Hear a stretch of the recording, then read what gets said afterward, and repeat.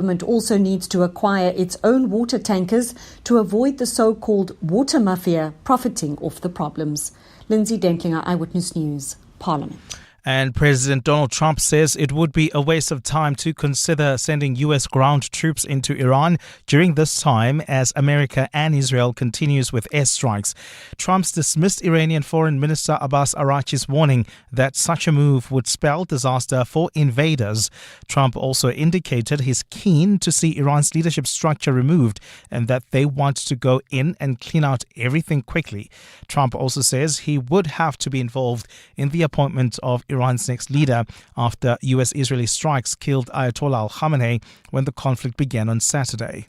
The country of Iran, the United States military, together with the wonderful Israeli partners, continues to totally demolish the enemy far ahead of schedule and at levels that people have never seen before, actually. Gold is trading at $5,063.88 an ounce. The rand, 16.73 to the dollar, 22.29 to the pound, 19.37 to the euro. Brent crude oil is at $84.58 a barrel. And in the traffic, we've got delays on the M1 South. This is between the Greyston Drive off-ramp and Glenhove Road. That's due to an earlier accident. Please be on the lookout there while traveling on the N1 South, queuing traffic. This is between the Baklu Interchange and Winnie Mandela Drive. A cloudy Friday in store for Gauteng with thunder showers expected. The temperatures will peak at highs between 20 and 21 degrees. The top story in EWN this hour. Suspended head of organised crime at SAPS, Richard Shibiri, returns to the Madlanga Commission for cross-examination on allegations he's in the pockets of crime cartel bosses today. EWN, in touch, in tune and independent. For the latest, visit ewn.co.za or download the EWN app. You're with Clement Manyathela On 702. Let's Walk the Talk. Streaming on the Prime Media Plus app. DSTV channel 856. 92.7 and 106 FM.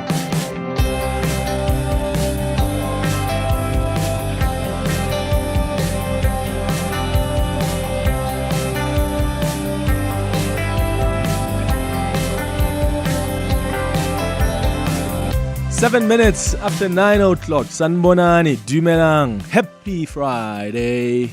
Welcome to the Clement Manyathela Show. It's great to have you with us here on 702. I hope you're good this morning in these cold temperatures. Is it cold? It's not really cold, but it's been raining.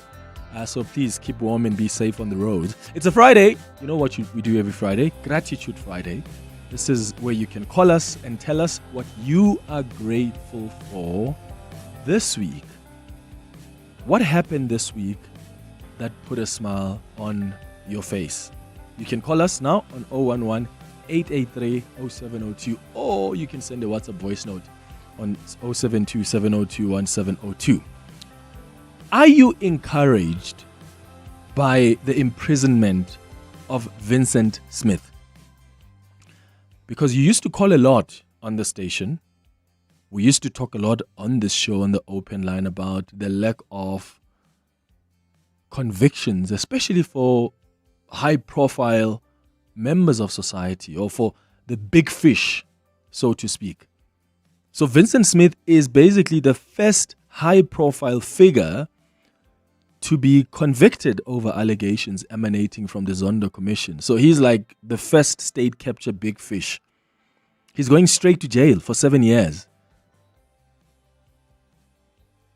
He was sentenced, entered a plea agreement with the state, pleaded guilty to charges that include contravening the Prevention and Combating of Corrupt Activities Act, fraud, money laundering, and contravening the Tax Act. This man was a member of parliament who used his position in parliament to protect Bosasa from any investigation. I mean, it doesn't go as criminal as that, eh? He received kickbacks. His job was one: make sure Bosasa is protected from any sort of investigation from a parliamentary perspective. And remember, Bosasa was awarded a 1 billion rand contract by government to provide nutritional services. By the way, isn't it ironic that Vincent Smith goes to jail for 7 years because of a company that previously was contracted to provide food to prisons? Oh, the irony. It doesn't escape me. Bosasa had received that 1 billion rand contract to provide food in prisons, to provide access control, fencing, security, even like television to prisons across the country. And Agritzi, who was the man responsible for packing cash bribes into grey bags for delivery and for keeping a record of payments, in a little black book, told the commission in 2019 that Bosasa actually made payments of more than 800,000 rand to Vincent Smith, because Vincent Smith was an ANC member of parliament and he chaired a very important portfolio. He chaired Parliament's Portfolio Committee on Correctional Services. He was captured by Bosasa.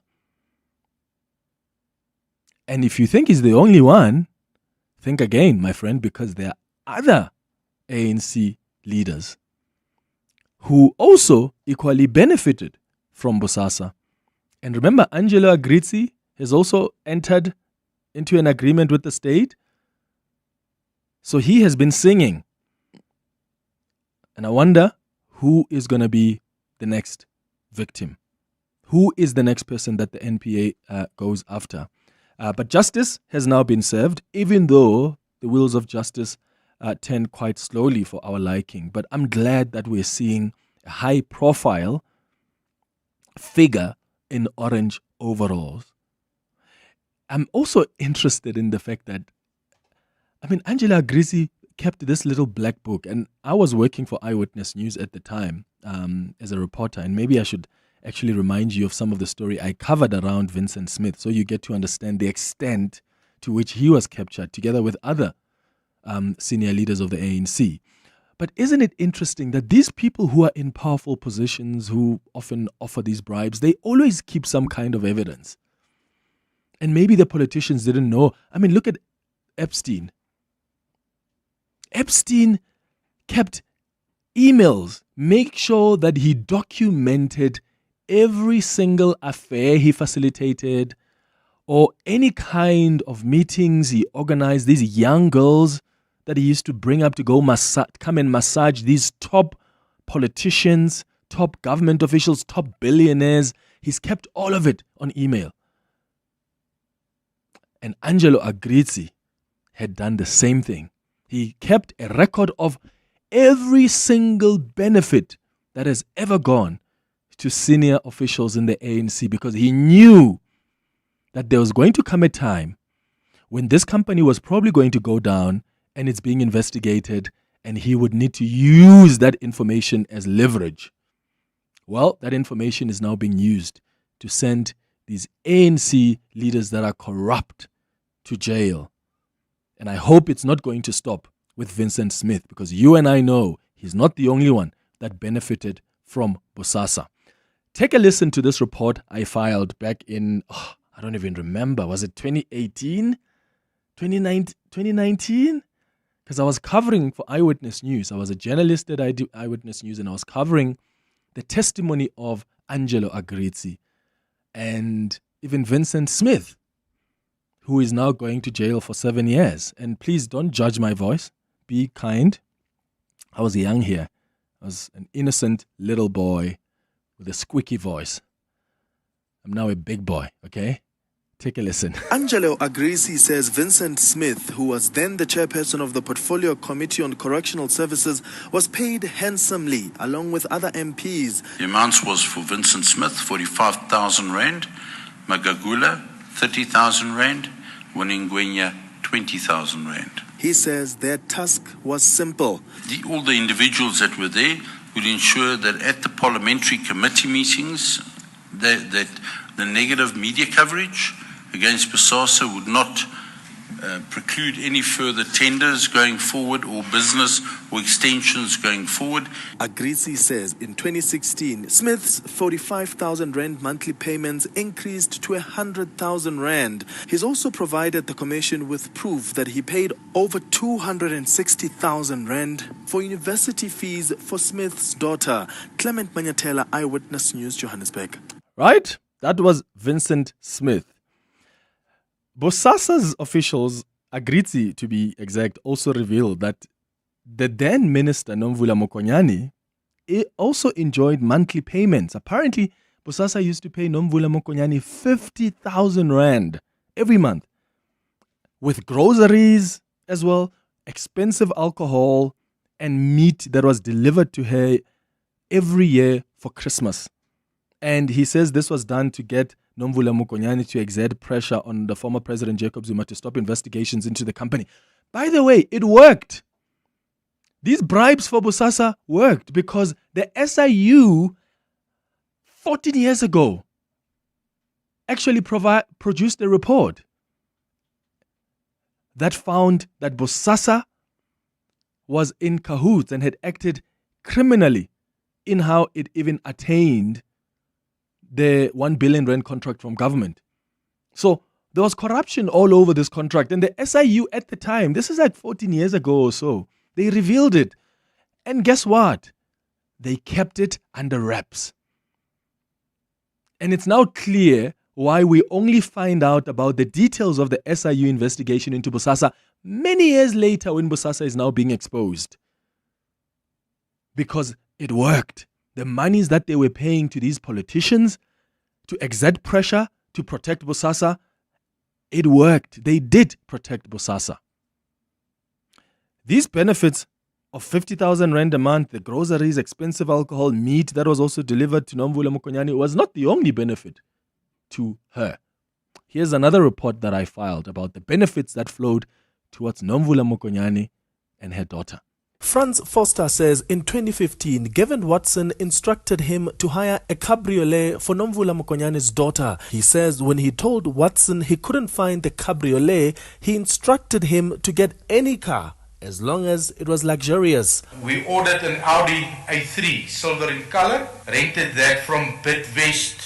I had to pick up the vehicle and take it through to the minister's house. He says Mokonyane's daughter previously bumped vehicles, but that didn't stop them from hiring the cars because Watson always said this. He said to me, Frans, do ever what she wants. He says he had to drop everything he was doing to attend to the minister's needs because she had a lot of influence and opened doors for Bosasa. Clement Manyathela, Eyewitness News, Johannesburg. Yeah, so let's hope other ANC people who protected Bosasa are going straight to jail. There are many other people that have been mentioned even in the final report of the Zondo Commission.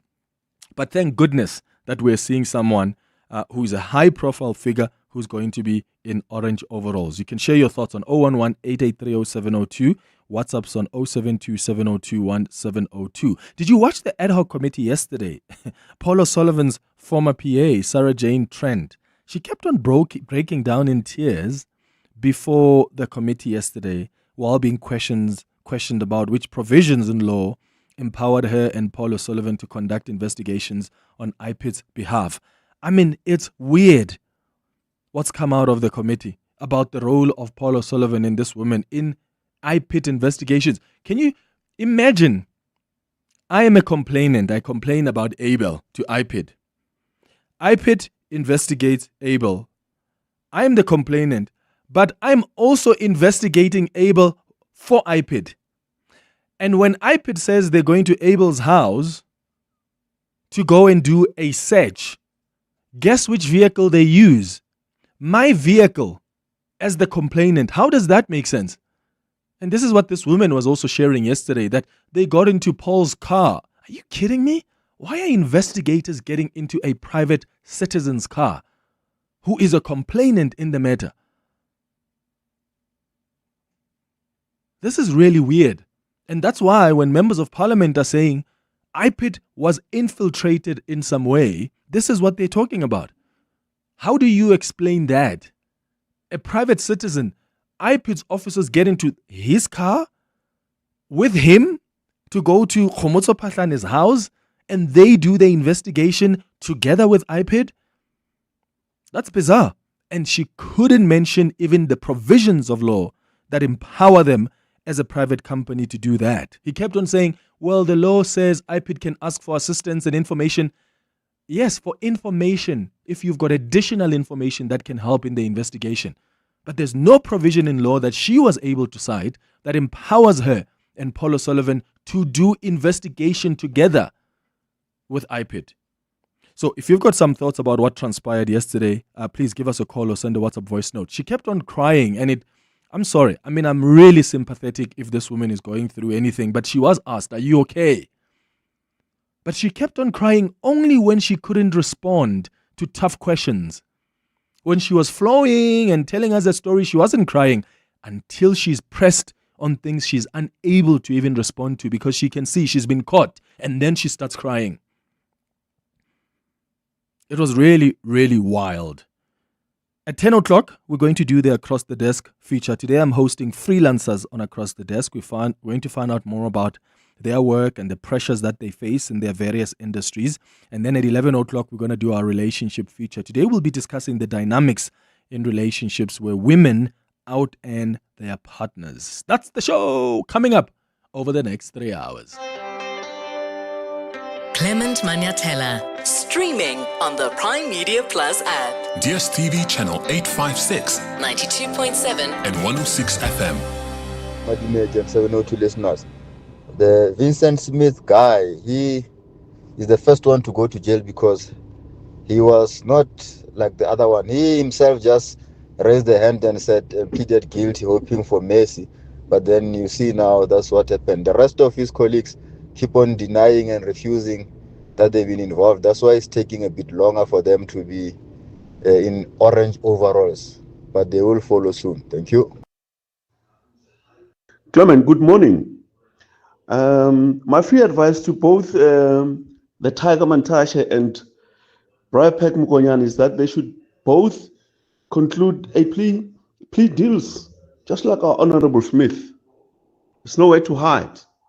Disco from Tembisa. Yeah. Ciao. Let me tell you what's going to be tricky about those two, right? In fact, before I do, someone has reminded me of what Agritzi actually once said at the commission. He said that the bribes that were paid to Nomvula were almost useless in his view because she wasn't really helpful and they never really benefited in any way, even from Nomvula's department.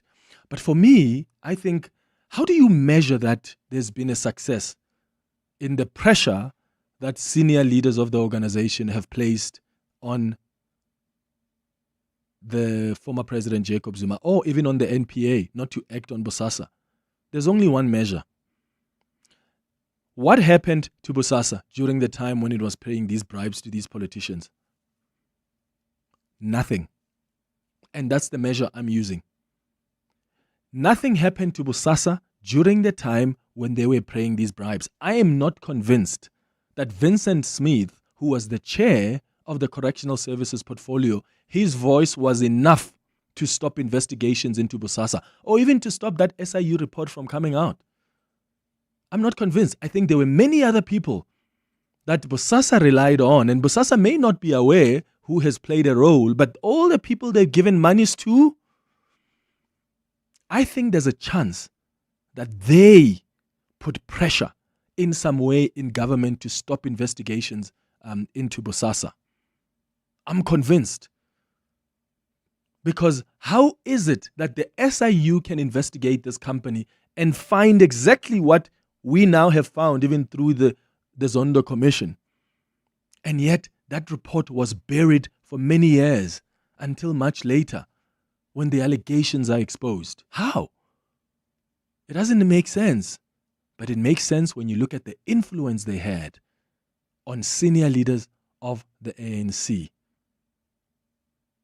Now, the tough part with Gwede Mantashe and Nomvula Mokonyane, because with Vincent Smith, Vincent threw the plea back and says, yes, these people wanted to get my favorable position in the committee. Whereas with Gwede said, well, these people just offered to assist me, and I took up the offer. Nomvula Mokonyane also said that much at the commission. Well, they brought groceries. These are our comrades, because they know the founder of the Bosasa company. It's like, these are our comrades, so they always were willing to assist.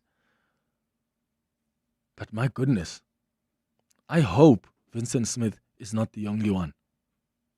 Because you and I know there are many others who have put pressure, and they also must go to jail. John, you're calling from Fourways. From Fourways. Good morning. Good morning, Clement. Yes, I must say that I don't think I'm not too excited about it. Firstly, in that, you know what, it's really just like a drop in the ocean. And it's taken a long time. And the strategy of the ANC and these top guys is that they, if you are in the periphery, then they would let you, they will let the law, they will unleash the law onto you. For example, I was saying to your producer, if it's me or her, we will definitely be dealt with, and we will serve the 7 years. If we're lucky, we'll get the parole. But I think in my mind, and I don't know how old you are, the only guy who was really jailed, who was a senior ANC, was John Block. Yeah, in the Northern that's Cape. The guy, that's the He's guy who even really, out now, John, hey? I think he's out. Yeah, he is out. On parole. I promise you, these people protect each other. They really do. I mean, you look, and then they recycle each other. There were Womalusi Gigaba, Womnomvula Mukonyane with the Austin Martin, Gwede Mantashe. Until these people are out of the ANC top leadership, I will be very surprised if the law will get onto them. I mean, you can see, as Trevor says, by all means, Mkhunu should actually be relieved of his duty. Yeah, well, dream on, my friend John, because the president is not going to do that for whatever reason. He's not going to do that, and he's convinced that he's going to wait for the Madlanga report, the final report, before he acts. I don't know why he's taken that position. We've challenged it many times, but that seems to be the position he's taken. Thanks for your call, John, in Fourways. 27 after 9. Your voice, Your station. your open line Walk the talk with Clement Manyathela. on 702. Batobile, you are calling us from Johannesburg. Good morning. Hi, Batobile. Hi, how are you? I'm good, thanks, and how are you? I'm good. What are you grateful for this week? Wow, well, I'm not sure if you remember, but I called on the unemployment hour. And I just want to say thank you because I have a job. Oh, yay! That's great. That's amazing, Batobile. That's amazing. So when do you start? Thank you. I actually already started. I started last week. Last week was my training and induction. Oh, that's beautiful. This was my first week working independently, and so far it's been great. Except yesterday, though. Yesterday was a little rough, but I'm glad I managed to get back on my feet. But I'm just so grateful and thankful, especially to God, for opening up this opportunity for me. And I'm especially grateful to my boss, Usis Pumzile Mlangeni, who emailed me after hearing me on the radio, and so I'm so that's grateful. Beautiful, Batobile. Remind me of the company again. I do remember your call. Yes, so I work for Mpilo Clinic. I remember Mpilo Clinic. Yes. In the man. So I'm really grateful and thankful. I do not even know what to say. Batobile, you've just warmed our hearts. Thank you so much for calling, and I wish you all the best. Please send my regards to Pumzile. I remember that call, and I remember Mpilo Clinic and how they came through and said, we also have opportunities here. So if you are lost and you don't know what we're talking about, Batobile is calling to say thank you and to express her gratitude because she got a job through our feature on the show. So we've got a feature called the Unemployment Hour. And it's a feature that we started a couple of years ago on this show where we give unemployed graduates an opportunity to call us and market their skills and sell themselves. The whole hour, all we do is, if you are an unemployed graduate, just call us, market yourself. Tell us what qualifications you have, what skills you have, what experience you have, if any, and then we ask our 702 listeners who own companies, who are recruitment agents, to tell us if they are picking up some skills that they need in their companies. But equally so, we get companies to call us and say, Clement, I've got this position in my company. So if anyone is listening and they're a lawyer, they can email us. Or we've got this position for engineering or for a sales executive. And then people on the other side will call us, and then we merge these unemployed graduates with employers. And it's always great to get feedback from people who say, I was unemployed. I listened to the unemployment hour, I called in, and there's a company that you guys connected me with, and now I've got a job. Because that's our mission. Our mission is, even if we get one person a job, we would have done something. And I'm so glad, this really warms my heart, that there's someone whose life has been changed. And we do receive a lot of feedback from some of you who have gotten jobs through the unemployment hour. Please keep them coming. You must send an email on cm@702.co.za or give us a call just to give us feedback on how's work going since you started. That encourages other people as well. And we'll keep doing the unemployment hour. In fact, we want to do it as often as we can. Normally, we'll do it twice or 3 times a year. And I really want us to do many times, maybe 6, 8 times a year this year, because we can see the kind of impact that it has. Thank you so much for that call. It's 9:31.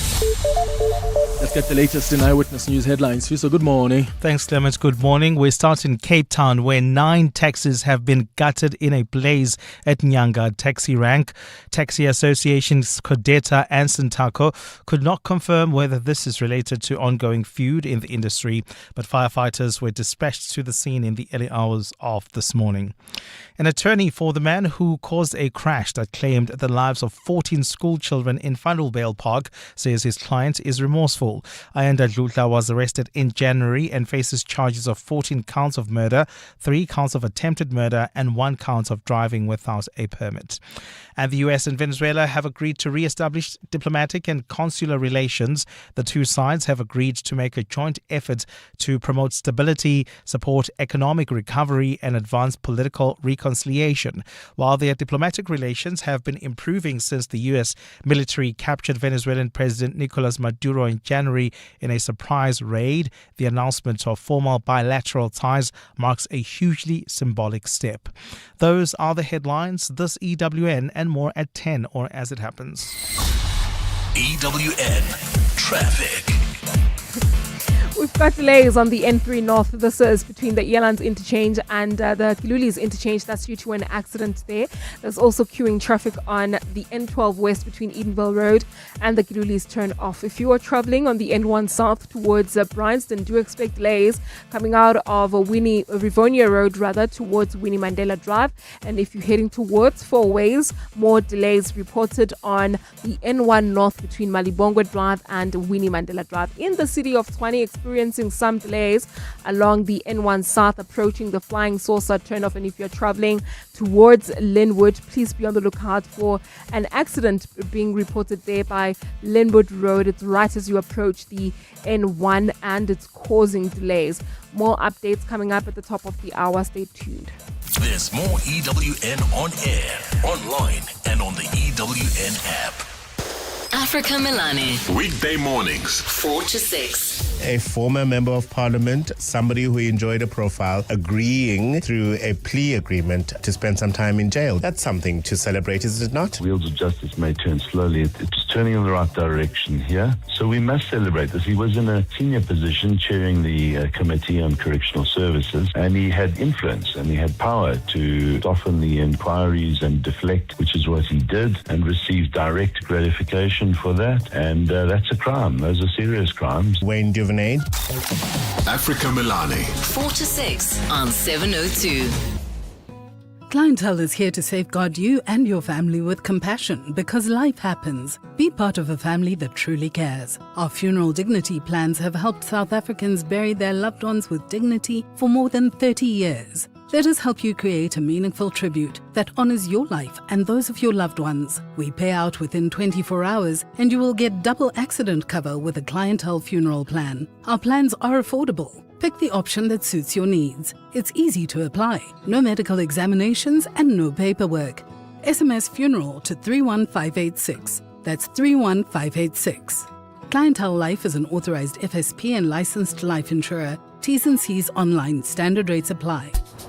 Hey, today could be your last day stuck in the middle of taxi mads and 4-4 overload. Get the Haval Jolien Pro Limited Edition from only $4,699 per month with Apple CarPlay and a panoramic sunroof to start your journey to ultimate freedom. Visit gwm.co.za for T's and C's and to book a test drive. GWM. Go with more. Brought to you by GWM Finance, a division of Westbank and authorized financial services and registered credit provider. From your pet's bowl to Belito, brew. Or Barcelona. Maybe Bordeaux? How about Brazil? Or Butts, Betty's, Bavian's, Bella Bella, or even Benoni. Buy any Hills pet food and you could win one of 10 holidays worth 200,000 Rand each. Or take the bucks. Scientifically proven formulas for your pet. An adventure for you. Hills Pet Nutrition. Science does more. T's and C's apply. Mzansi, a shower of millions awaits this March with Powerball and Powerball Plus and an incredible 111 million Rand in total guaranteed jackpots this Friday. Make it rain lots of cash by playing Powerball for a guaranteed 75 million Rand and Powerball Plus for the guaranteed 36 million Rand today. Buy your tickets now in store on nationallottery.co.za, the mobile app or cell phone banking. Panda, Pusha, play. Players must be 18 years old to play responsibly. E2 is the proud operator of the National Lottery. Your voice, your station, your open line. Walk the talk with Clement Manyathela on 702. 23 minutes before 10 o'clock. This is the 702 open line. Your calls on 011-883-0702. WhatsApps on 072-702-1702. We've been reflecting on the imprisonment of Vincent Smith. This is the former chair of the Correctional Services Committee in Parliament. He literally existed during that period when Bosasa was benefiting to just protect the company. And he was getting payments monthly. They paid for his children's school fees. He was paid more than 800,000 Rand. There's a lot of money that flowed to him. And his job was to protect Bosasa, which he did. Because during that time, Bosasa was never held accountable. But there are other senior leaders of the ANC that Bosasa has indicated it's paid monies to. Will they be next? Let's hope there are investigations that may give some answers about the role that they've played, if any, in exerting the pressure on government or the NPA or the former President Jacob Zuma to ensure Bosasa is not held accountable. We're taking your calls and WhatsApps as well on the testimony yesterday at the ad hoc committee, the testimony of, is it Sarah Jane Trent, who kept on breaking down yesterday. Did you follow that testimony? But also the way that she was trying to explain the relationship she had with Robert McBride. She was asked, were you having a relationship with Robert McBride? And she said, no. And then they said, okay, are you sure? It's like, well, I wouldn't call it a relationship. And then they said, okay, what was it then? Like, it's like, well, we went out here and there, and I mean, there was an attraction towards each other, but I wouldn't call it a relationship. And that's when I think one of the MPs asked, have you been intimate, sexual with each other? And she said yes. Again, why this is important? I mean, we shouldn't really care much about what people do in their private lives unless it's got an impact on the running and the decisions that an institution takes. Robert McBride was the head of IPID. Robert McBride was working with Paul O'Sullivan and his assistant In fact, the accusation from others in the SAPS is that the IPID was infiltrated by Paul O'Sullivan. That's why they were able to investigate cases with and for IPID, even though they are unable to demonstrate in law the provisions that would empower them to do so. So if the assistant of Paul O'Sullivan somehow had sexual interactions with Robert McBride, that should matter to us, because then we have to ask questions.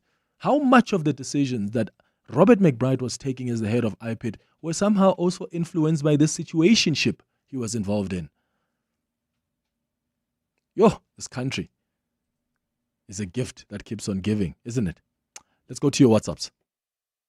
What a beautiful call, Clement, for Batabile, getting a job. Wow, how beautiful it is, though, the feeling that one is sitting in a position where you are able to assist. So grateful, so grateful. Thank you, 702. Yeah, no, absolutely so grateful. So grateful. Let's go to Lionel, who's calling from Johannesburg. Good morning.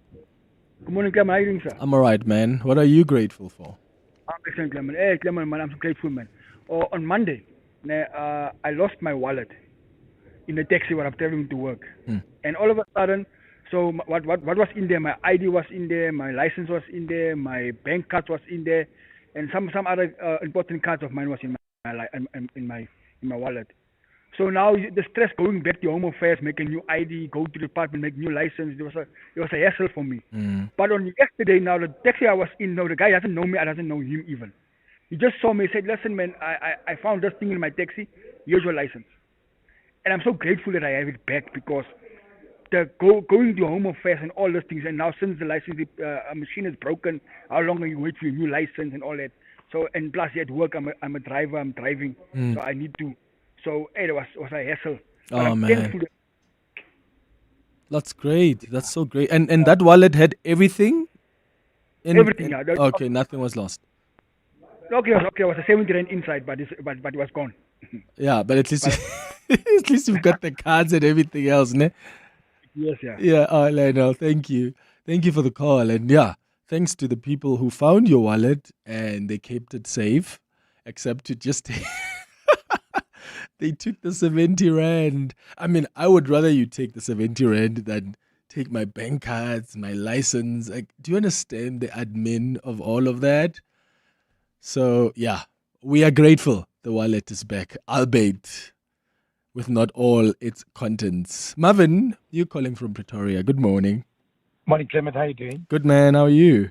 Well, thanks. I'm grateful for two things, Clement. So we run a church here in Pretoria West, a small church.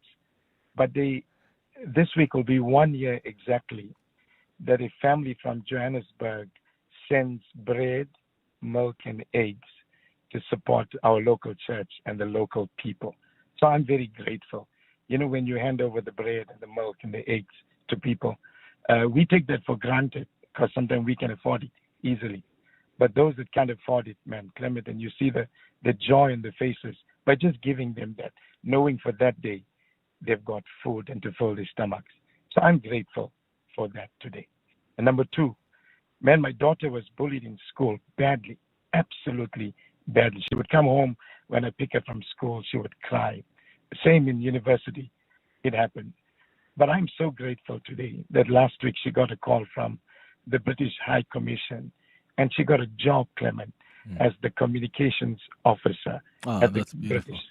Yeah. So, that's great. That's great, Marvin. That's amazing. And congratulations to your daughter. And I wish her all the best as she starts this new job at the British High Commission. Thank you for calling, Marvin. Simila on Twitter says, "How Clement, I would also not cry over the 7 Tiger that is gone. The taxi owner can be forgiven." Yeah, Simila, I think we all agree, don't we, that we are forgiving the taxi driver. If it is him that took the 70 rand, we forgive him because at least he's returned the wallet with other more important elements than the 70 rand. And I think even the listener who called appreciates that. Hey, it's 15 minutes before 10. Your voice, Your station. your open line Walk the talk with Clement Manyathela. on 702. I have a question for you because I honestly want to know how to deal with situations like this in the future. And that's part of the reason why I'm asking you this question. How do you deal with situations where there are kids who are misbehaving around you and their parents are not disciplining them? And maybe you are being affected in the process, or maybe not. How do you deal with it? Like, do you have a right to discipline a child that is not related to you in any way? Because it used to be like that back in our days. Like, it took a village to raise a child. It doesn't take a village anymore to raise a child. Like, there are parents who do not want neighbors to even try and discipline their children. We are in silos now in most of our societies, which makes it tricky for children to be disciplined. Because back in the day, if you are doing something wrong, your parents, your elders are nowhere around you, there is some adult that's going to pick that up and still feel the responsibility to reprimand you in some way.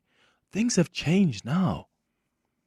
I was on a flight recently to Cape Town, and I was sitting next to this woman with her 2-year-old child. Yeah? And this 2-year-old child, I mean, you could tell from the beginning that, this woman practices, I suppose, what is now known as gentle parenting. This kid was busy banging things in the flight, which is fine, right? I mean, 2-year-olds do that all the time. She was kicking. And guess who was at the receiving end of the kicks? Me. And guess what mommy is saying to little Mimi? Mimi, come sit. Nowhere did the mom says, no, Mimi, don't do that. Like, there was nowhere where she was firm. Mimi, no, come play with your iPad. Mimi doesn't listen to mommy. Mimi is busy kicking Clement. And I'm just sitting there because I'm like, what do I do? Because I can't say to Mimi, stop it. She may talk offense, and also she's a child. Children often listen to their parents. You know your child when you raise your voice in a way, or when you point, or when you become firm. They know when you are serious. So you've got better chances of actually reacting. And I don't know how any of you would react. And then came a point where we're about to land. We are descending now. Is it ascending or descending? We're descending, ne? Yes, we're descending. Mimi was not wearing her belt. She wasn't strapped. Do you know how dangerous that is? That's why the pilot reminds you. That's why even, the hostesses will walk up and down the aisle to make sure everybody is strapped before we descend. Mimi was not strapped. And guess what, do you think mommy was like, Mimi, you've got to sit down and be strapped. Otherwise, this is a very dangerous thing you're doing. No. Hello, my little Mimi. We are going to descend, little Mimi. Come. Mimi's like, no. Bangs things and kicks. And I thought, wow, why is this woman not being firm? And by being firm doesn't mean you have to shout at your child. Doesn't mean you have to shout or beat your child up. No, you need to be able to tell your child. Your child must know when something is serious. That kid risked her life and she's only a child. And you are the mom. You take responsibility. And when the hostesses came and said, hey, your child has to be strapped. We're descending. Mom is like, I've been trying. And I'm thinking, no, she hasn't. And I thought, but that's gentle parenting. How do you deal with that when you are in a situation like that? Like, do you tell the parent, hey, be firm? Do you try reach out to the kid? Because clearly mommy is not in control of her child. Let me know. I'd like to know. Because I think there are other people who may have faced or will face a similar situation. I may face it too. And I want to know what to do next time. 011-883-0702. I'll take your WhatsApps as well on 072-702-1702. 702 Afternoons. With Relebogile Maboja, 1 to 3 p.m. Talking about absent fathers and what the challenge is. We are joined by Redmond Lowe, General Manager of Character Company. Why do fathers have to fight to see their children? We are meant to fight. We are filled with testosterone. That testosterone usually spills over into something we call toxic masculinity. And we want to reframe that and say positive masculinity. And not the likes of Andrew Tate and all these other people shaping your kids' world. If you aren't fighting for your kids' identity, the world will. 702 Afternoons. With Relebogile Maboja. Let's walk the talk. Stand a chance to win a share of a red-hot 3 million rand with the Hollywood Bets Spinner Zonke jackpot race. Enter the chase and enjoy a feast of fun where every spin could unlock riveting rewards. To start your adventure, bet 2 rand or more on selected habanero games every Wednesday, Friday and Saturday between 8:30 and 10:30 p.m. The racing revolution starts now. Dive in and prepare to take top spot. T's and C's apply. Hollywood Sportsbook is a licensed betting operator. No persons under the age of 18 years are permitted to gamble. Winners know when to stop. South African Responsible Gambling Foundation toll-free counselling line 0800 006 008 or WhatsApp HELP to 076 675 0710. To you, it's a bee. To your dog, it's a yummy flying jelly bean. But it could also end up being an expensive vet bill.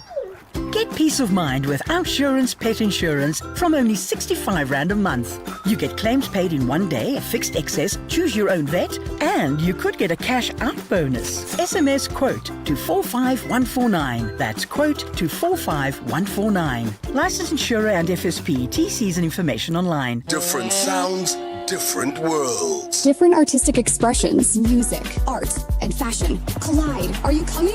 Let's go to the place where the beat drops, the fashion pops, and the art rocks. We're talking Focalistic, Daliwonga, Mafigi Zolo, Kurt Darren, Maclara Doughboy, Zoe Mudicha, Claire Johnston from Mango Groove, the Tswani Gospel Choir, and more. Mahindra Fusion Fest, Saturday 7th March, Sunbet Arena. Tickets on Ticketmaster now. See you there. Celebrate great sleep at a great price from Dial-A-Bed. Trust the sleep experts and save thousands, because right now you'll get 20% off all 40 Winks mattresses and bed sets. Shop in-store or online today for your less 20%. Plus, get fast delivery on our best sellers. Dial-A-Bed. Sleep for life. Your voice. Your station. Your open line. Walk the talk with Clement Manyathela. On 702. 8 minutes before 10 o'clock. Hi Clement, Luvuyo from Rudiport. When it comes to disciplining other people's children, for me, I'm always a mind your own business type of person, but if it affects me, then I'm only dealing with it because it's affecting me. So if they are making noise and it is affecting me, then I will say, hey, try to say something. Even to the parent, if the parent does say something, I'll also say, if you can actually be a parent and don't let your child disturb my peace. So I definitely do something about it. Hi, Clement. The taking a village to raise a child concept works to an certain extent. I do agree that kids should be kids, and any parent or adult can be, expected or maybe allowed to discipline or caution or whatever to a certain extent. However, the converse of that situation or concept is that there is a lot of parents that cannot discipline their own children, but they are very quick to caution and punish, or not even punish, or caution other kids or correct the unwarranted behavior from other people's kids. That is a problem for me. Thank you. That's a serious problem. On the WhatsApp line, P says, "Hi Clement, I'm a mom and I'm an occupational therapist. Please remind the listeners that there's a difference between permissive and gentle parenting." You're right, P. I just think as parents, we need to take responsibility. Discipline your kids, especially when it's affecting other people. I don't want to blame it on the kids. I mean, why would I blame little Mimi, who's 2? When Mimi is acting out and taking my book, I was reading a book. Mimi grabs it. What do you think Mommy said? Nothing. Mommy is looking at Mimi. "Mimi, come over here, my sweetheart." Mimi is kicking people and banging things. It's your responsibility as a parent. And I've stopped intervening because there was a time when I went to a friend's house whose child was busy throwing my car keys on the floor. And I said, no, don't do that. And a friend of mine said, "We don't use that word in this house." They don't use a no to their kid. Hey, they don't use no. Their kid only, they say no. We sit with the kid and we say, "This, my baby, you don't do that. This is a key for the car. We don't bang it." Hey, yeah. Greg, you're in Senton. Good morning. Morning, Clement. Sure. Great show, great topic. The one where I get involved in is where you've got toddlers standing on a car seat. No, they're not restrained, but the parents has got a seatbelt on. For me, that's the only time I really get involved, and I have, because the comment I've said to a parent who wanted to fight with me because I pulled him up on it at a stop street was, "Have you seen a child go through a windscreen?" Ish.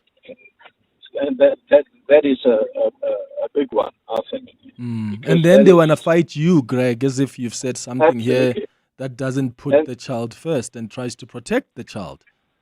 Absolutely. And it just takes you to press your foot sharply on the brake and that kid's flying around your car. That's it. Yeah. We need to take better responsibility. Hey, Clement, sorry, Priam. If it was me, if I was in that situation, bengizomlanda ngesilokisha. Because clearly you can see, because the mother doesn't have soft parenting sometimes doesn't work. Mina bengizothi, "Hey, awukhuzele ntolo yakho." Kanjalo nje, Priam. Good morning, Clement and the team. The issue of kids misbehaving and their parents not doing anything about it. I've seen that before. I've had a very, very, very unforgettable moment one day in a bank, Capital Bank. So there was this couple that were walking around with their kids, like they have a 6-7-year-old daughter, and then the kid was like running around the bank like she was causing a whole lot of chaos, going in and out. So I was in a rush myself. I was with someone, they were waiting for me in the car. They were also in the rush, so I didn't have much time. Immediately when I got off that seat, I went out like I was walking fast. The kid just came around the corner on the door. I didn't see the kid, and then I collided with her. She collided with my knee. She fell down so painfully, and I was like, I had to run out of here because I saw the father. The father was like he's huge. So I had to run to the car, and the car, unfortunately for me, it was on, and then we had to walk out. I feel bad to this day, but it could have been avoided. Yeah, but also I hope you said sorry, because obviously it's the child, and maybe they were more in pain than you are, but I get the point you're raising. Hi guys, I'm just saying, let's be more responsible. If you want to do gentle parenting, that's fine, but if that's going to get to a point where, like that occupational therapist calls it permissive parenting, it starts affecting us, other people, no. By the way, when I landed in Cape Town, I was rushing on that day. Mimi didn't want to leave the seat, and I'm sitting on the window. So we had to wait for Mommy to talk to Mimi for so many minutes before Mimi can exit the aircraft, which meant I am now late for my engagement. It's a minute before 10. Part of the 702 family. Hi, 702 Landers. My name is Lynette, and I'm an avid 702 listener, and I love being part of the 702 family. Welcome to our 702 family. Let's walk the talk. The pain of losing a loved one is never easy. It will leave you feeling overwhelmed. At Clientele, we understand that burying loved ones with dignity truly matters. Our funeral plans pay out cash within just 24 hours, and you receive 200 Rand airtime when you claim to make those important calls. Plus, we cover up to 13 people on one plan. SMS funeral to 31586. That's 31586. Clientele Life is an authorized FSP and licensed life insurer. T's and C's online. Standard rates apply. Why settle for being Mr. Humble when you can be called Grootman? Don't settle. Get the GWM P500 from only $8,499 per month with a commanding presence built to dominate any terrain. Visit gwm.co.za for T's and C's and to book a test drive. GWM. Go with more. Brought to you by GWM Finance, a division of Westbank, an authorized financial services and registered credit provider. To walk the talk is to turn words into meaningful actions. And it's what we at 702 are committed to doing every day. We are also committed to following the rules set out by the Broadcasting Complaints Commission's Code of Conduct, to give you balanced programming, fair comments, and accurate news. But if we stumble along the way and you feel we are not living up to the code, let us know on comment@702.co.za. And if after that you're still not happy, you can direct your complaint in writing to the Broadcasting Complaints Commission. Email bccsa@nabsa.co.za. For more, visit bccsa.co.za.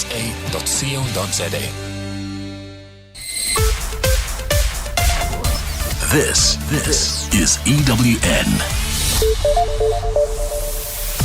Good morning, I am Sfiso Zulu. We start with news just in. Controversial businessman and ANC backer Suleiman Karim has made an application to the Madlanga Commission to testify in camera, that's in private, saying he has received death threats. Karim is due to testify before the Commission next week on allegations that he meddled with police affairs and he received kickbacks from the irregular 360 million Rand SAPS tender awarded to alleged crime boss Vusmuzi Ket Matlala.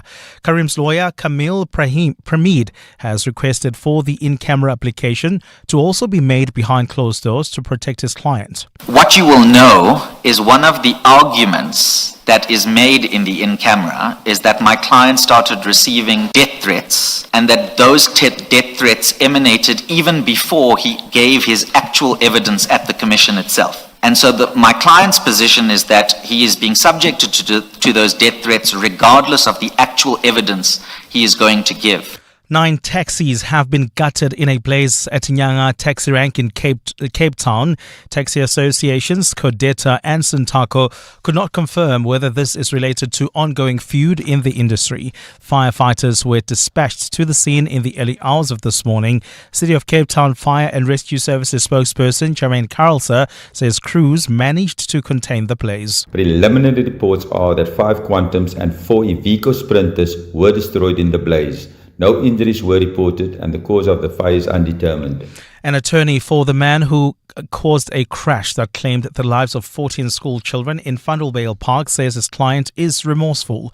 Ayanda Dludla was arrested in January and faces charges of 14 counts of murder, 3 of attempted murder and 1 of driving without a permit. He appeared in the Fundelvale Park Magistrates Court yesterday, where his matter was postponed to the 22nd of April for disclosure of the docket. Jabuli Lembata reports. Ayanda Dludla's attorney says his client is not coping behind bars. During his court appearances, Dludla has consistently bowed his head down. His newly appointed attorney, Reward Ngumalo, says this is because Dludla is not doing well emotionally. He's not coping. He's not doing well. He cries in between the sessions. He's not doing well. He says he will be exploring options for psychological counseling for his client. Jabuli Lembata, Eyewitness News. Political parties in Tshwane remain divided over the corruption allegations leveled against the city's chief financial officer, Gareth Mnisi.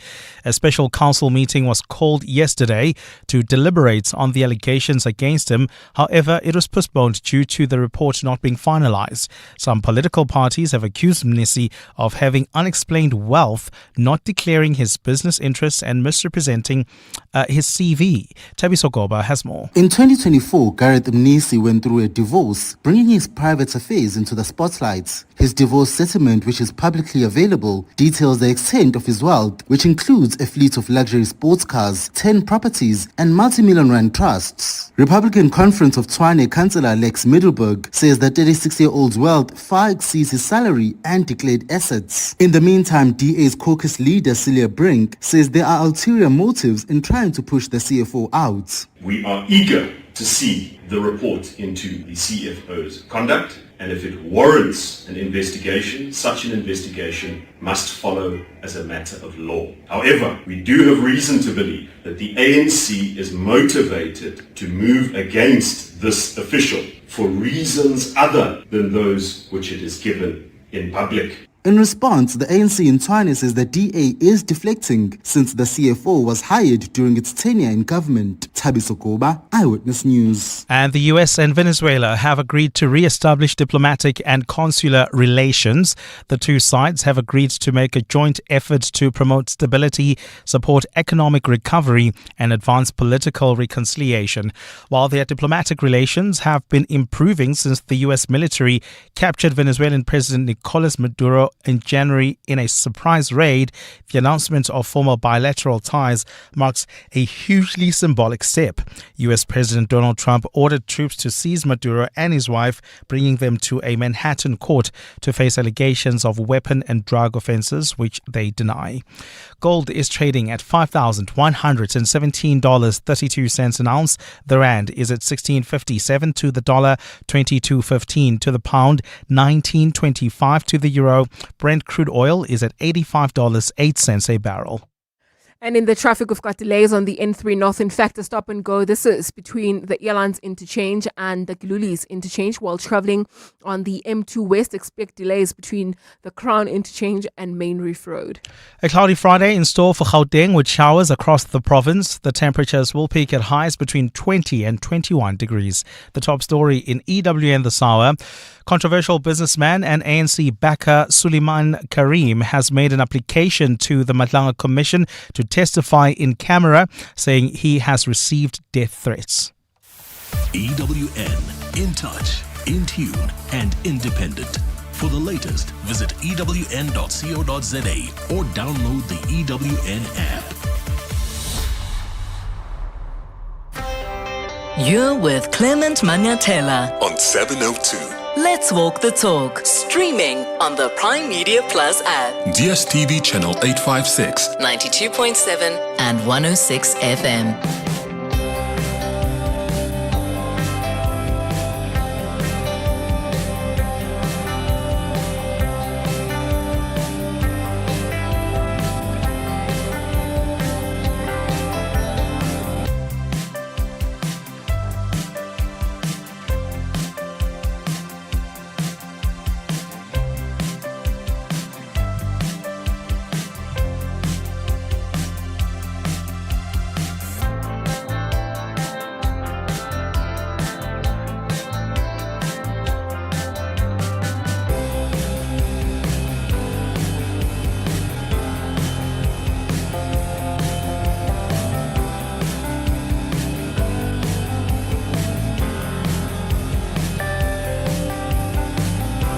Minutes after 10 o'clock. Dumelang, welcome to the second hour of the Clement Manyathela Show. Thank you for staying with us here on 702. I'm laughing because I've been looking at some of your messages about little Mimi. Some of you are suggesting that I should name my future daughter, should there be one, Mimi.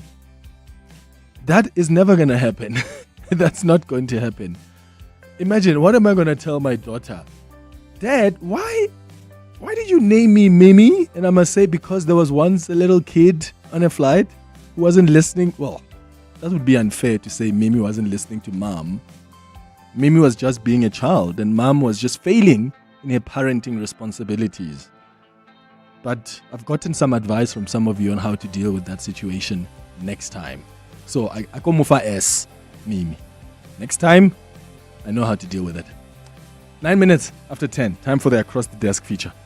Across the Desk with Clement Manyathela on 702. So on our Across the Desk feature this morning, I'm hosting freelancers because this traditional idea of work, like a 9-to-5 job with one employer, is slowly being rewritten.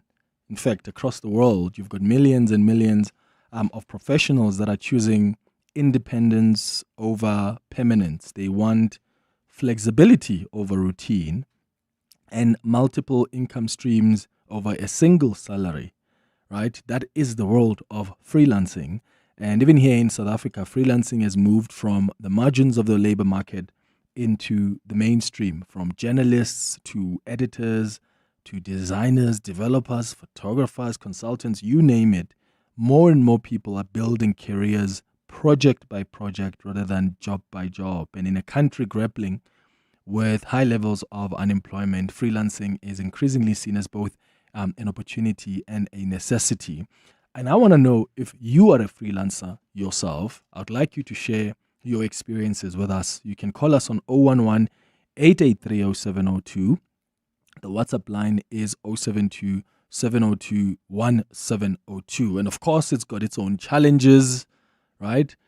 Which is why I've invited my guests today to explore the work that they do and how they find freelancing, what's good about it, what's bad about it. But I want you to also join this conversation. So give us a call or send us a WhatsApp voice note. In studio with me, I've got Kimberly Mutandiro, who is a freelance journalist, joining us in studio, and Ubuhle Zwani, who's a reputation management and content strategist. Ubuhle and Kimberly, thank you so much for coming through. Good morning.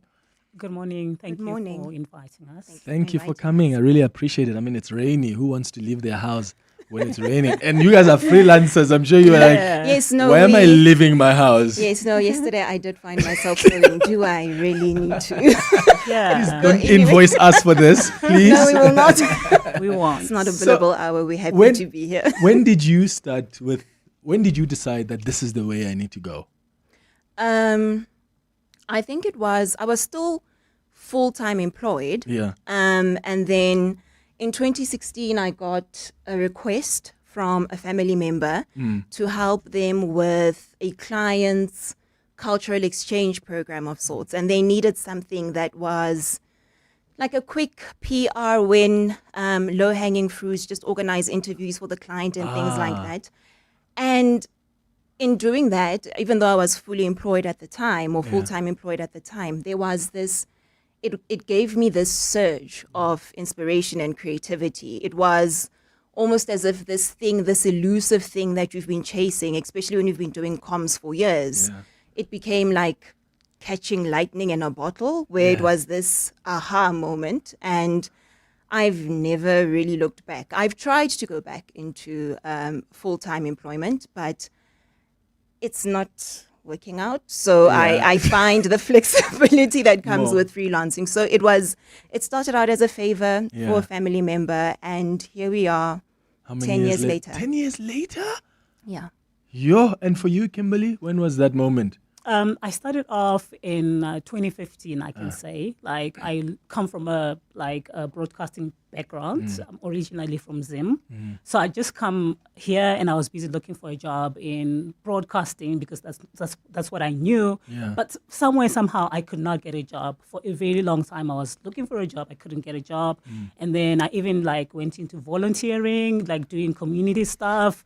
It wasn't working out because there was no money there. So when I spoke to some colleagues who were already in the freelance space, they told me about Safria, which is a freelancer organization, and said, you know what, if you are to join Safria, I'm sure you will find your way around. So in 2015, that is when I joined Safria, and during the first outreach thing that we did, I met somebody who introduced me to who gave me some contacts for Ground Up News. And then that is when I just, pitched the story, and, that's how it started off for me. That was like then in 2016. So I started working for freelancing for Ground Up, and then I was also looking for other jobs on the side. And as time went on, it became my thing, and it became increasingly difficult for me to say, I'm going to look for a full-time job because I love the flexibility. I love the multiple income, streams, even though it was like kind of complicated sometimes. You don't get work sometimes, but then it's up to you, to make sure that you budget enough for when you don't get work. So for rainy days, eh? Yeah. So how does it work? Ubusha, do you go look out for clients? I don't know, do you work with clients a lot, or do you work with just companies that have full-time employees and you just come in as a freelancer here and there on an ad hoc basis? How does it work? And is it your responsibility to find that work? It's a bit of both. So I've got a selection of corporate clients who've come through to me via previous networks where you're working directly with the client themselves and not necessarily their marketing department. I have a client right now who doesn't have a marketing department, so I'm helping them with something as basic as putting together their CI guide, their corporate information, brochures, templates, things like that, for them to help with their sales and marketing efforts. And then other clients are agencies, where it's other creative agencies. I have a friend who reached out to me. He owns an advertising agency, and they constantly have clients that are looking for communications, public relations, and reputation management services. So it's a bit of both. And there's also clients that come through because they're looking for a boost with their personal brands, where they want to establish themselves as personalities or thought leaders in their field, and also doing that. Most of the time, I can say I've been fortunate in the sense that I'm usually referred to by previous clients to future clients. Other times I do have to go out and look for that Okay, that's good. That means you do a good job. That's Thank why you. they send you to other people. How do you then sell your services? Are you mostly on LinkedIn? You said you also rely on referrals sometimes. Yeah. But do you put up stuff on LinkedIn? Do you advertise your services in some form? Not really. I'm really bad with self-promotion. It just feels a lot to me to actually have an own LinkedIn strategy. Happy to put it for a client, but I'm so used to being behind the scenes that usually it's a thing of, listen, Mr. So-and-so, if you do have a network of people who are looking for similar services, I'm here. Okay. And also at times you do reach out to a network, especially if you've made sure that you leave the places you've worked at or people you've worked with on good terms. So it's always an opportunity for you to kind of dip back in and find out what's happening. Yeah. Kimberly, as a journalist, how do you then sort of decide to commercialize the work you do? Do you sell per story, or is it more, I'm a freelancer, therefore I'm with you, I'm going to cover this particular story for you, this is how much I charge? Or is it more like the more I file a story, then I charge you based on that? Well, basically, I suppose freelancing has become a popular thing. Most news publications work with freelancers. So each and every publication always has sort of a criteria, their rates or whatever it is that they offer to their reporters or to their freelancers. Okay. So as far as maybe the publications that I work with, we've got sort of an agreement that, you do these kind of stories, but we pay you for per story. I can say they basically pay per story. But then if you've got a regular publication that you're working with, so it means that, at least you can get more work from them at a time. So it becomes more like your cash cow, because you know what, that, if I don't get work somewhere else, at least I've got guaranteed income here. Okay. And then I also just, reach out to any other publications out there that, look for pitches, and then I sell stories. What then I do is that, like, over the years, I've learned how to pitch, you know, so I then, you know, pitch stories about any topic. You know, some call for freelancers. So what you do is that you come up with your pitch, you send it to them if they like it, and then they commission you for a story. And then there's some people that just reach out to you from nowhere, out like from the network. It's either via LinkedIn, via, you know, any social platforms. You know, like I've had people reach out to me even on Facebook, you know, because you've already got a profile that you've built as a person. Maybe they've seen your story somewhere and they would like you to work on a similar story for them. So that is how it works out. You can reach out to the publications personally. Sometimes they reach out to you, but it's basically publications that we work with as freelance journalists. I see. Oh, you've just made me miss pitching stories. I used to enjoy that a lot when I was a journalist. What if it's a big story? Like, I mean, if there's a rate that we've agreed to, but I'm bringing like a really big story, can I renegotiate that rate? If it's like an exclusive that is quite big. Mostly you can't. You can't? You cannot, because if a publication tells you that this is, because if we're talking about a really huge story, then maybe we're talking about a feature article. Yeah. So then the publication tells you that we are going to pay you maybe 5,000 for the feature story. Yeah. You may feel like you need you need at least 6, 7, or 10,000, but then you have to stick to whatever rate you've agreed beforehand. You can't negotiate. Yeah. I've never had to negotiate with any publication about Yeah. you know, paying me more. Who decides on your contract? Like, do you draft it yourself, or is it more the company or the clients you work with who will say, this is how we're going to relate with each other? Do you even have input as to how your relationship is going to be going as long as you're with the company? Yes. For me, it's always been a collaborative exercise where it's, even if you, especially if you have received a scope of services, and then you're also able to negotiate in terms of who's your primary contact, and you put that together. And if you do have a challenge with a contract, for example, maybe in terms of the time that's required, because you also don't want to be thinly stretched when it comes to this freelancing thing, where you are suddenly too burnt out to attend to other clients. So what usually happens is that you kind of have to have a very transparent process to say, this is the contract and these are the parameters. I am willing to give a few extra hours to help meet certain deadlines. But for example, I will not be available on a Friday for anything because I've dedicated that to another client or another project I'm working on. Okay. So it's important for those contract discussions to be an actual discussion and not just something you receive that outlines the scope. Okay. 011-883-0702. That's the number you can dial if you want to join this conversation. Or maybe you've got a question for my guests, the freelancers here in studio. We're talking about the realities of freelancing. The WhatsApp line is 0727021702. Are you a freelancer? Has it been a sustainable path for you? Who thrives in this environment and who really struggles? I would like to hear what your experience has been.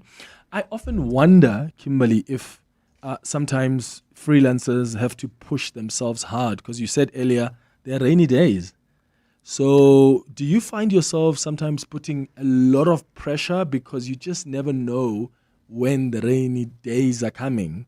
And how do you balance that so that you're also not killing yourself too hard?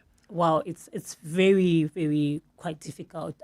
You need to push hard. Like if you're freelancing, you do not have a guaranteed maybe like what you call it salary at the end of the month. You do not have a guaranteed pension or guaranteed anything, even a bonus. You don't have anything guaranteed. So most of the times I really find myself pushing myself extremely very hard, because if you don't push yourself hard, then, you can't make that extra money. If you can't do at least more stories, in line with the kind of budget that you have for the month, then it means that, you won't get, you won't meet your goals or whatever that you've got in mind. So really there's a lot of pushing yourself.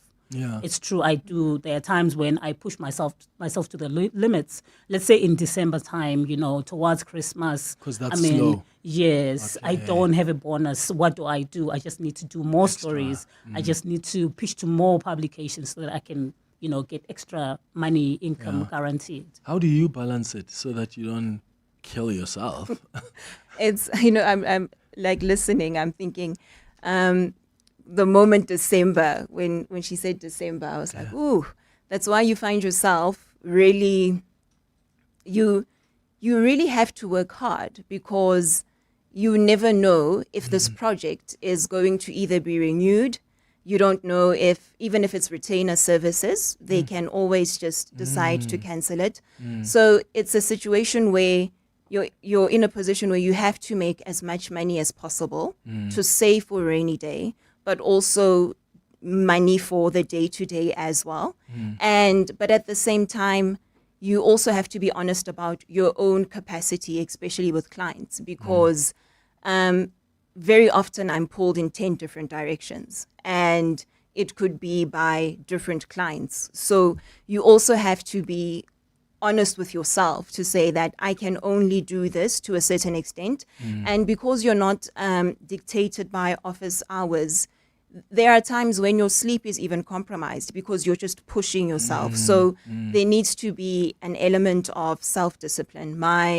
My best friend and my sister always reminding me to just rein it back in. You're about to snap. And the thing is that if you do fall apart, there's no one there who's going to help pick up the pieces. True. So you have to prioritize that balance. So then my question then is, why not just do permanent job care? Because it looks more peaceful. So the question is, are the permanent jobs there? That's one question. You're right. Because actually. you may market. That's another I did one. have a period where I was marketing for a full-time job as well. And then you find that maybe you're being offered a job and a salary that's, actually a little less than what you're getting as a freelancer. And sometimes when you really find that there's that really high-paying job, you find that, you just can't get it.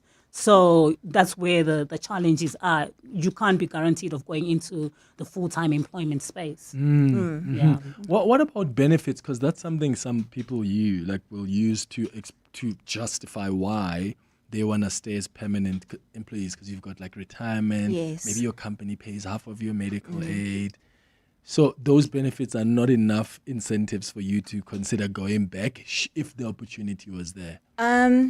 No, the benefits themselves are not enough. I think for me, it's certainly the pros that come with being a freelancer, which is that you are always kept on your toes from a creative level in my world, as a creative entrepreneur or a freelancer. So there's freedom of movement, there's freedom of mobility. You can work from a coffee shop, you can work from anywhere. So that freedom that comes with it is really great. And I think that when you've been doing it for a long enough time, you learn to structure the invoices that you're putting together into some kind of package that makes sense for you. So I can say that in as much as I'm a freelancer, I do have savings and investments and a retirement annuity and all of those things and medical aid. It's just that because it's not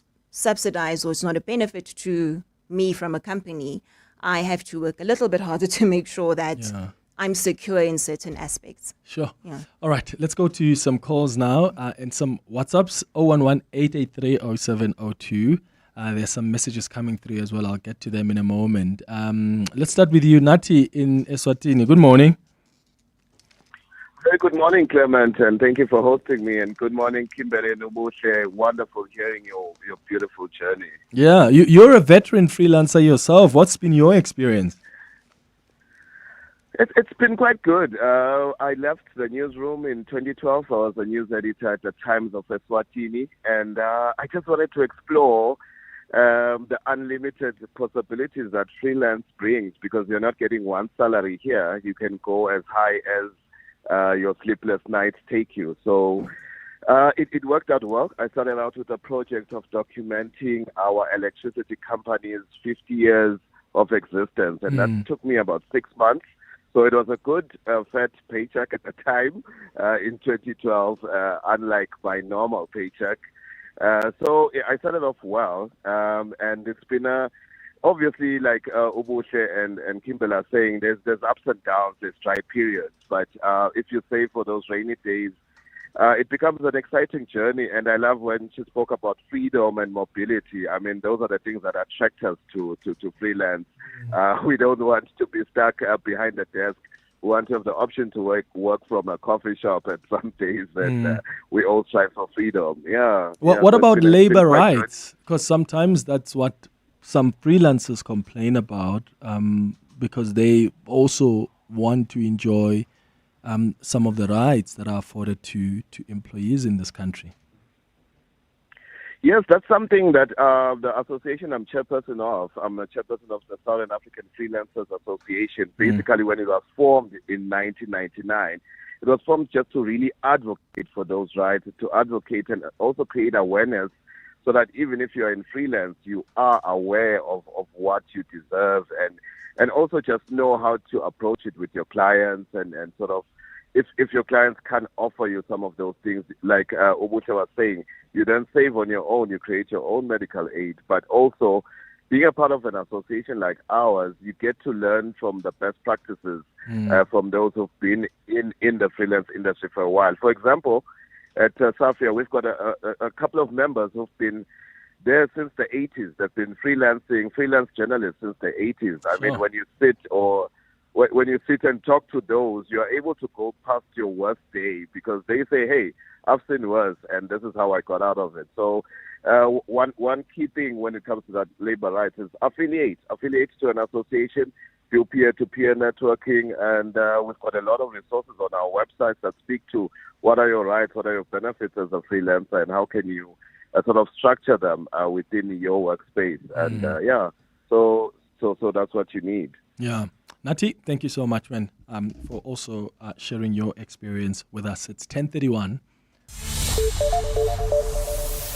After the latest in Eyewitness News headlines, I'll come back to more of your calls and WhatsApps as you share your experiences around freelancing. If you've got questions for the freelancers I'm hosting in studio, you're welcome to also ask. Sfiso, good morning. Thanks, Clement. Good morning. The DA and EFF have welcomed a court ruling which has declared the unilateral powers of the finance minister to determine the value-added tax rates as unconstitutional. The case was brought by the DA last year when Finance Minister Enoch Godongwana attempted to increase the VAT rate from 15% to 15.5% as part of his first attempt at tabling a national budget. Controversial businessman and ANC backer, that is, Suleiman Karim has made an application to the Madlanga Commission to testify in camera, this is in private, saying he has received death threats. Karim is due to testify before the commission next week on allegations he meddled with police affairs and received kickbacks from the irregular 360 million rand SAPS tender awarded to alleged crime boss Vismusi Kat Matlala. And the US and Venezuela have agreed to re-establish a diplomatic and consular relation. The two sides have agreed to make joint statements and efforts to promote stability, support economic recovery, and advance political reconciliation. While their diplomatic relations have been improving since the U.S. military captured Venezuelan President Nicolas Maduro in January in a surprise raid, the announcement of formal bilateral ties marks a hugely symbolic step. And those are the headlines. This EWN and more at 11 or as it happens. EWN Traffic. If you are traveling in the Kelvin area, do expect heavy traffic volumes. This is due to roadworks that are taking place along the N3 North, right near the Baklu interchange. Please be on the lookout there. While heading towards Bedford View, there's queuing traffic on the N3 North. This is between the Yelands interchange and the Geldenes turn off. There's also queuing traffic in four ways along Winnie Mandela Drive. This is between Witkoppen Road and Leslie Avenue. And then if you are traveling in the city of Tshwane, please look out for some issues being reported along the N1 South coming out of the Flying Saucer interchange. More updates coming up at the top of the hour. Stay tuned. There's more EWN on air, online, and on the EWN app. Morning, sir. Hey, got up the shop. topping up. Yeah. Hey, remember when our coffee didn't taste this good? And when the Wi-Fi dropped 3 times a day? Yo, my good man. times. Now we've leveled up. High-speed Wi-Fi, private spaces, on-site support. This place runs like a machine. Yo, flippin' seamless. Yeah, that's WeWork, eh? And my team's like loving it, eh? Productivity's up. No one's fighting over the fridge. Yeah, I know. It's the dream. WeWork, Africa's largest co-working spaces. WeWork.co.za. Made for work, built for business. It's your last chance to save with the Checkers Extravaganza. Save extra on deals like Clover Butro Full Cream Modified Butter Spread, 500 grams for $79.99.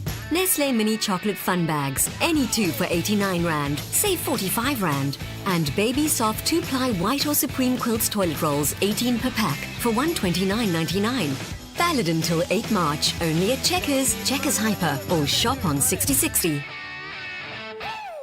Why argue with your teenage know-it-all when you can feel more in control?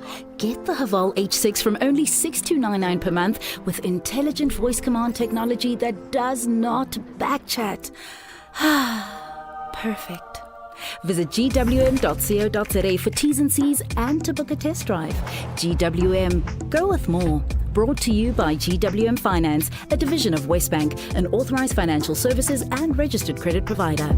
Celebrate great sleep at a great price from Dial-A-Bed. Trust the sleep experts and save thousands, because right now you'll get 20% off all 40 Winks mattresses and bed sets. Shop in-store or online today for your less 20%. Plus, get fast delivery on our best sellers. Dial-A-Bed. Sleep for life. John Perlman. Weekday afternoons, 3 to 6. What are the key things that you've had to do under the regulations that you think in the end are going to be good for Bolt and good for passengers? This new framework has formalized how platforms operate within the transport system here in the country. And in terms of the requirements, it now includes requirements around how platforms firstly register the platforms itself. There's simply too many vehicles and drivers for the amount of trade. Do the regulations say anything about this? The demand is ever growing, and at the same time, we are working very closely with the regulators. John Perlman. 3 to 6 on 702. 702 Afternoon Drive with John Perlman is proudly brought to you by Telkom Business. Possible begins here. Across the desk with Clement Manyathela on 702. 24 minutes before 11 o'clock, I'm hosting freelancers on our Across the Desk feature this morning, and I'd like to know if you are a freelancer yourself. How have you found it? We've got Kimberly and Ubuhle in studio with us who are freelancers. If you've got a question for them, because maybe it's something you want to get into and you're just unsure about certain things, feel free to call on 011-883-0702 or send a WhatsApp on 072-702-1702. Let's start with Kanyisa, who's calling us from Randfontein. Kanyisa, good morning. Good morning, Clement. How are you? I'm okay. Are you a freelancer? Yes, I'm a freelancer, but I, however, do have like a permanent job, so I only freelance on weekends. Yeah, the reason why I'm not a full-time freelancer is the stability that comes with the salary. Like freelancing is not guaranteed. You might not get a part-time job for that specific weekend, which is why I prefer full-time. But also the financial stability that comes with freelance work helps here and there. So I just want to ask your guests, how do they go about maneuvering around that? Because what happens is now, since I have a permanent job and then I'm busy freelancing on weekends, I do get text on my freelance, but somehow SARS says that these freelance works are actually pushing me to a higher tax bracket. So at the end of each tax year, there's actually this huge amount of money that I have to pay to SARS due to the freelance work that I'm doing. So I just want to find out from them, how do they go about navigating around SARS and ensuring that they do not have a huge tax burden at the end of the tax year. Sure, yeah, Kanyisa. And that's one tough thing about being a freelancer. Sometimes that's the issues you have to deal with. How do you guys maneuver that, SARS? Do you normally have a huge tax bill at the end? When I first started, I used to also do that. I had a full-time job, and then I was moving into the freelancing thing over weekends, and I also struggled with that SARS bill. I got myself a tax consultant who's a qualified tax practitioner, and she helps me in terms of navigating that, because in terms of getting to the nitty-gritties, I can tell you about the filing and everything else, but the best way forward for me was to bring in someone, particularly around tax season, who would then help me put that together, because I don't want to be in trouble with that guy. Yes, you don't. Yeah, nobody wants to be in trouble with that guy.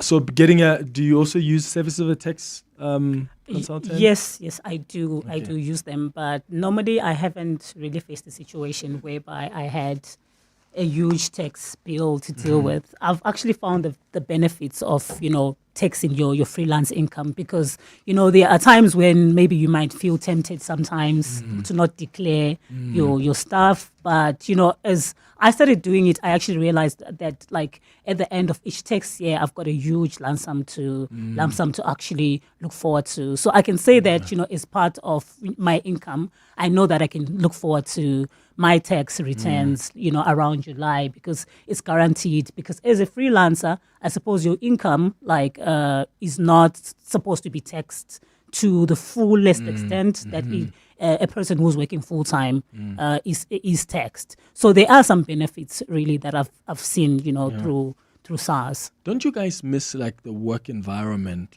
the work culture, coming to work and chatting to people, going to have lunch with them, some gossip in the office? Yes. Don't you miss that? I do. My last full-time job, I made such good friends.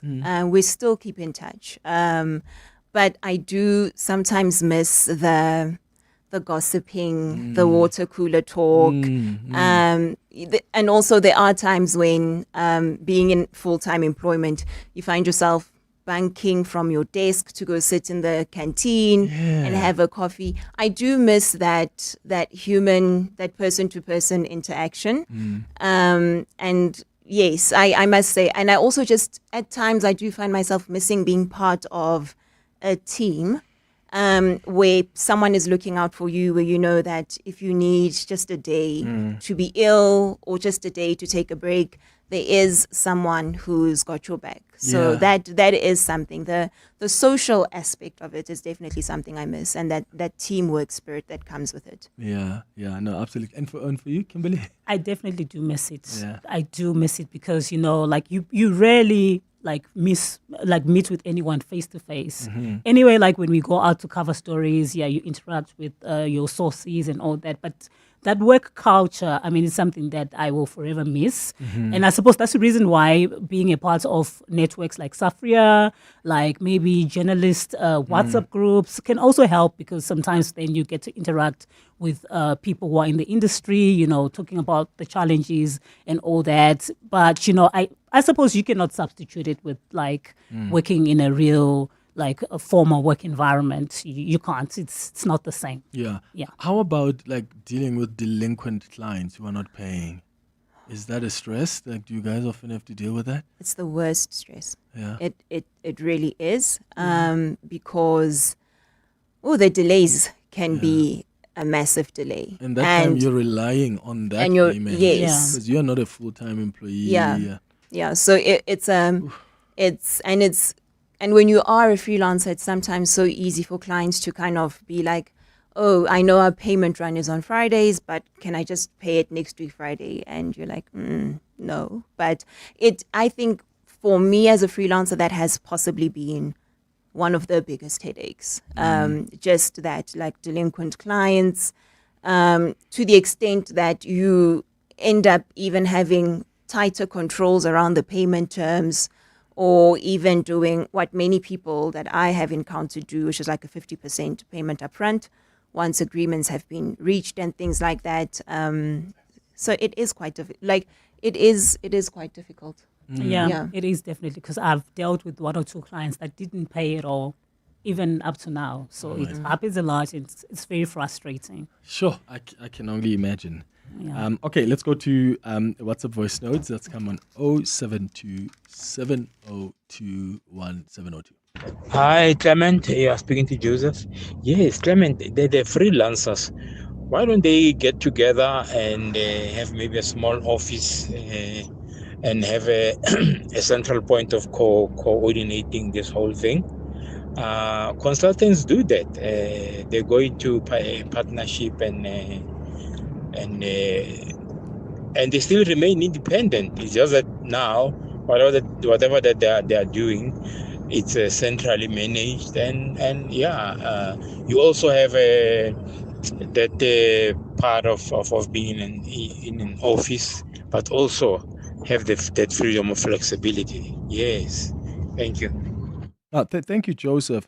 I wonder how that would increase your costs. I mean, Joseph is saying, why don't you come together? Like, already you guys belong to, both of you are part of the South African Freelancers Association.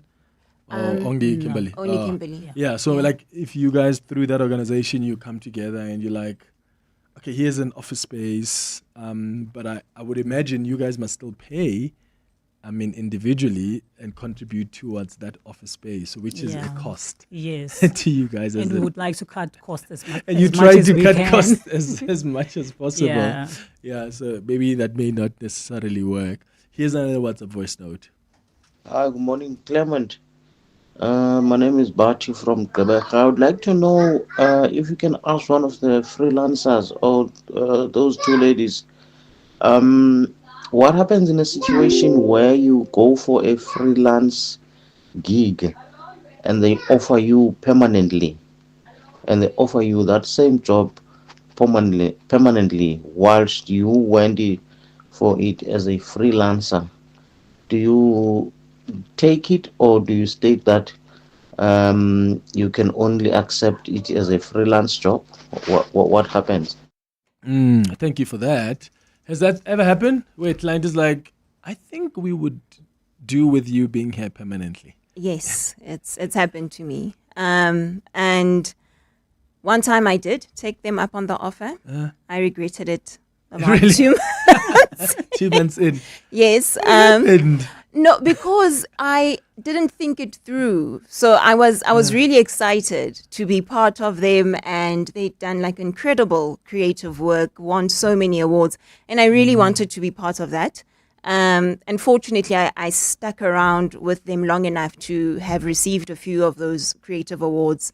But what I've learned is that it's a decision that requires you to take time, because you're not going to just work with this person, or this hasn't been your only client. So you also have to consider what is it that you're giving up, and not necessarily from a financial point of view, but from a flexibility point of view, an availability point of view. How much of your time do they really need in order for them to insist on making you a full-time offer? So I've accepted the one, the other I've turned down, because it's the more and more you do this, the more normal it starts to feel, and the more you appreciate the fact that there is an independence around your movements, where you get to work from, and also traveling for me has been a big deal as well. One of the benefits that I've enjoyed is that I can just book an Airbnb in Knysna and use those 2 weeks to be inspired by a completely different environment, because I'm working on a campaign concept, for example. So these are the things that come into play. Yeah. Would you consider that if I think I would look at the salary. I found myself looking at that quite a lot, because, if the money is worth it, I might. But the issue is that now there are times when you feel like you are making more as a freelancer than you can in a real corporate space. There's a time when I was in a full-time fellowship for a year. The money was good and everything, but like the independence, the flexibility also was kind of also like complicated, because you find that you're used to doing things as you want, go about, like your own. During your own time, you've got time allocated for your free personal time. You've got time allocated for work. But then now, when you have to be in a workspace full time from 9 to 5 in the evening, like that's really something else. So I couldn't I did not survive well in that fellowship. Of course, there were like prospects of taking a full-time job afterwards, but I felt that it was just a little bit too much for me, and I still wanted that freedom. Okay. Yeah. It's 12 minutes now before 11 o'clock. More of your calls and WhatsApps when we return. The Midday Report. Weekdays. 12 to 1. For me, of course, it was the role that 702 played in the early days of democracy in South Africa. And that's a big portion of the book as well, is how important it was in terms of the fabric of society in South Africa. Oh, yeah. The station was founded. It wasn't intended to be a vehicle for political change, but that's what it became in the course of the 1980s. That was most probably the most enduring contribution of 702 to facilitate the birth of democracy in South Africa at a very fraught, tense time in the country. The Midday Report. With Mandy Wiener. 12 to 1 on 702. 702. Need a seat? Try 7 or 5. It's your call. Want a sunroof? Make it a panoramic. Gotta have power? How does award-winning 138 kilowatt sound? The Changan CS75 Pro is big enough for the kids, smart enough for your playlist, and stylish enough for your Friday night too. Why settle when you can have it all without compromise? The Changan CS75 Pro. Drive tomorrow's SUV today. Visit changanmotors.co.za for more. Changan, driven to evolve. You hear that? That's the sound of business execution finally visible. No more chasing people and reports, no more disconnected systems, no more guessing if our business is performing or not. iStratGo connects strategy, people, performance, and day-to-day work into one clear software platform, so leaders can see what's working, what's not, and where to focus. Because when execution is visible, everything runs better. Book a demo on istratgo.com. istratgo.com. To live wealthier, you need to be able to grow your assets. At Standard Bank Private, you get a team of internationally acclaimed financial experts to advise you on local and global investment strategies. Plus, being with a leader in home loans, you can start expanding your property portfolio. So, come live wealthier with Africa's best private bank. Apply online at standardbank.co.za. Standard Bank is an authorized FSP and registered credit provider. T's and C's apply. Mzansi, a shower of millions awaits this March with Powerball and Powerball Plus and an incredible 111 million rand in total guaranteed jackpots this Friday. Make it rain lots of cash by playing Powerball for a guaranteed 75 million rand and Powerball Plus for the guaranteed 36 million rand today. Buy your tickets now in store on nationallottery.co.za, the mobile app or cell phone banking. Panda, Pusha, play. Players must be 18 years old or play responsibly. E2 is the proud operator of the National Lottery. Across the desk with Clement Manyathela on 702. 9 minutes before 11 o'clock. Let's go to some WhatsApp messages and then we'll go to some voice notes. Eddington says, "Hi Clement, I'm a freelancer. I'm an accountant and tax practitioner, business advisor. It all started when our contracts were not renewed. It gives me a lot of quality time with my little baby who was born just after I lost my job." Another one says, "Clement, in 1995, I left corporate PR to start as a freelance English teacher, teaching English as a foreign and second language. It has many pros, but also some cons. But I would never go back to full-time employment." That's Jacques in Randbeck. And then another one says, "Clement, freelancing is a good and a bad thing. Good because you can determine your time. I call it a supermarket type work. You make money when opened. You take leave and time off at your own peril. It's cool, but the taxman ain't kind." Sure. So you have to be disciplined enough to know that I think I need a break. Yeah. And do you really take a break? Or when you're there in Neisner for a week, you still opening your laptop? You're opening your laptop. It's not 100% break.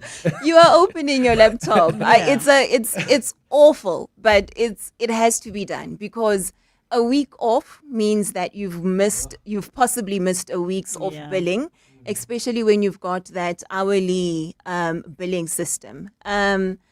But there does come a time where you have to. Your body tells you, even the circumstances, even your dynamic with your loved ones, it says to you that you need to slow down Take a break, and you need to take a break. And I found with me personally that through the years and getting used to it, I do know when there are instances where I have to just kind of take a break. Yeah. Sure. Here are some WhatsApp voice notes that have come through. Clement, morning. Morning to your listeners. I just want to mention that I was also a freelancer for a very long time in the entertainment and film industry, and one of the biggest problems that we used to encounter was trying to get affordable, health cover of some sort, whether it was health insurance, medical aid you can't get discounted. But as a result, I've been in the financial services sector since 2022. And we've just managed to launch an association. It's called the Plain Simple Association, and we've managed to negotiate with a leading health provider that any members of the association we can give access to group rates on health insurance, which is about a 50% saving on your monthly premiums. Oh wow! It's quite a breakthrough, and perhaps you just wanted to mention that on the show. Because it is something that people still struggle with. Wow, that's quite the Plain Symbol Association. Yeah, you can just go check it out if this is something you want to explore. But that sounds really, really fascinating. Thanks for that. Good morning, 702 Land. Being a freelancer, it's not a nice thing. Nobody really respects you, Even the taxman, they think that you are making more. You're not. People are not paying us around, And the taxman also, he takes a lot of money from you, which is really, really, really, really, really unfair. Thank you. Yeah, some people are, but they're raising legitimate things. We spoke about tax and how that can be an issue. Let me read a message here from, is it Job, who says, good morning, Clement. It's always a bad idea to get swallowed by your client as a full-time employee. After a freelance skills development facilitator, I've seen some of the best ideas for this country die a preventable death simply because the money offer was good enough. Corporates push bottom line values, which are always in the interest of shareholders. The best inventions in the world have come from freelancers. Think about all the stuff you see around you. Big business just produces already pioneered concepts. Ooh, that is true, eh? It is. Yeah. That is so true. That is really, really, really true. So someone wanted to know, what would you say is the best thing about being a freelancer, and what would you say is the worst thing about being a freelancer? Let's start with you, Kimberly. I can say the multiple income streams. I mean, there are times when you can make maybe more than 5 times than what you would like If in you a were normal permanent. job. But then there are those times when, you're not getting that much work, and then, it becomes quite difficult to navigate, things. So I can say the multiple income streams, that's an advantage. And also the flexibility, the fact that you can do work at your time, and you're able to allocate your own time in terms of work, in terms of leisure. And then the disadvantage then is that when the money is not coming in, that's where the problem is. For you?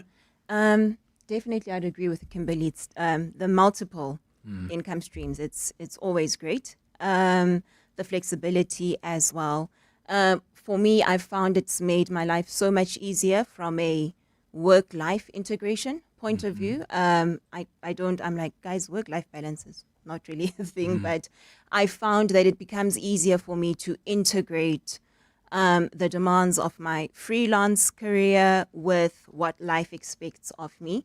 For example, today I can work from home because I've got my niece for the day, so I'm doing the driving around and everything else, and I'm also available to be there for my loved ones, which is something that's aligned to my values. The downside is that even with retainer clients, where for a fact that at the end of the month you're going to be paid a certain amount, they can delay those payments. The instability does give you sleepless nights, but there is this amazing thing that happens from a creativity point of view.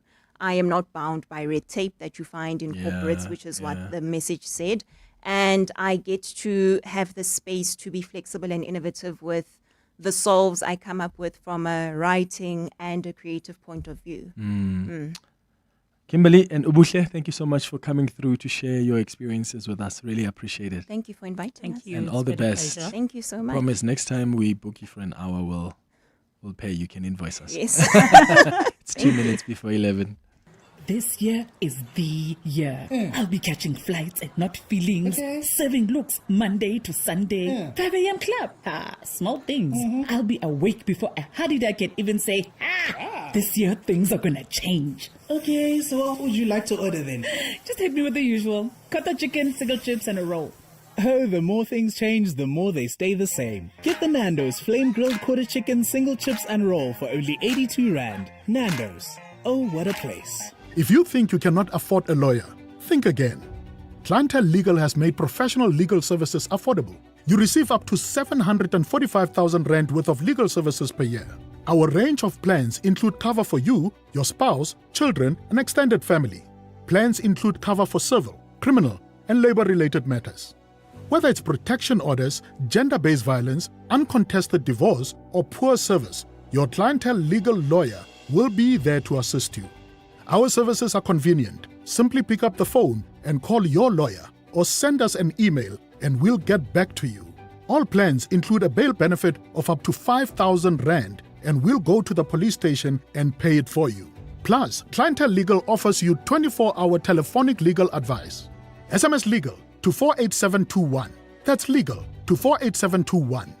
Clientele General is an authorized FSP and licensed non-life insurer. T's and C's online. Standard rates apply. Why speed through a midlife crisis on a superbike when you can get an SUV that gives you the same thrill and so much more? Don't settle. Get the Haval H7 from only 7699 per month that gives you 170 kilowatts of do whatever you like. Visit gwm.co.za for T's and C's and to book a test drive. GWM, go with more. Brought to you by GWM Finance, a division of Westbank, an authorized financial services and registered credit provider. This is EWN. Good morning, I'm Sfiso Zulu. The DA and EFF have welcomed a court ruling which has declared the unilateral powers of the finance minister to determine the value-added tax rate as unconstitutional. The case was brought by the DA last year when Finance Minister Inoko Dongwana attempted to increase the VAT rate from 15% to 15.5% as part of his first attempt at tabling a national budget. But the Western Cape High Court says although Parliament has 12 months to consider and confirm the minister's proposed tax hike, if it were to decide to reverse it, it would be too late for the public to recover the tax already paid.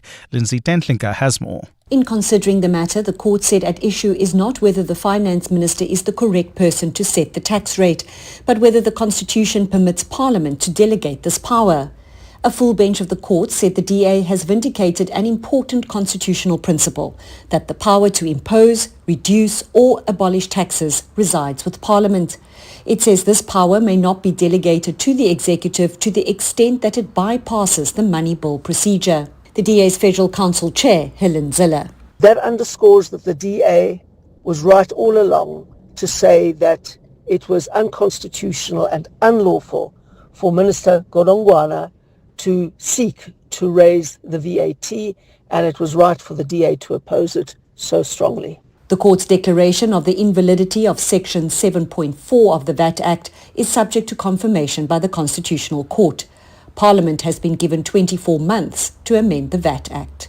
Lindsay Dentlinger, Eyewitness News. 9 taxis have been gutted in a blaze at Nyanga taxi rank in Cape Town. Taxi associations Codeta and Santaco could not confirm whether this is related to ongoing feud in the industry.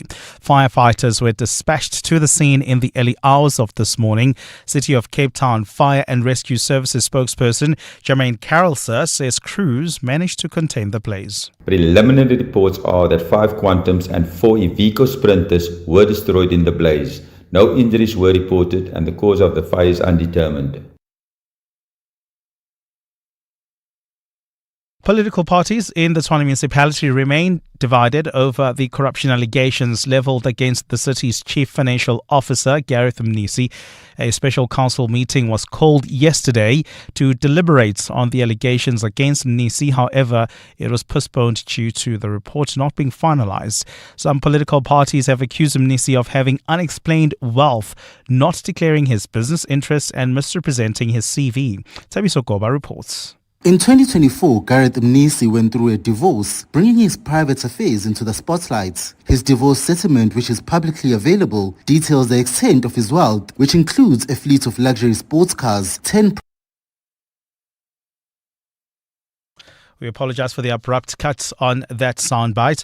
And in news just in, the Matlanga Commission of Inquiry has refused a request by controversial businessman Suleiman Karim to have his in-camera application heard in private. His legal representative appeared before the Matlanga Commission this morning. Karim is due to testify before the commission next week on allegations he meddled with police affairs and he received kickbacks from the irregular 360 million rand SAPS tender awarded to alleged crime boss Vusmuzi Kat Matlala.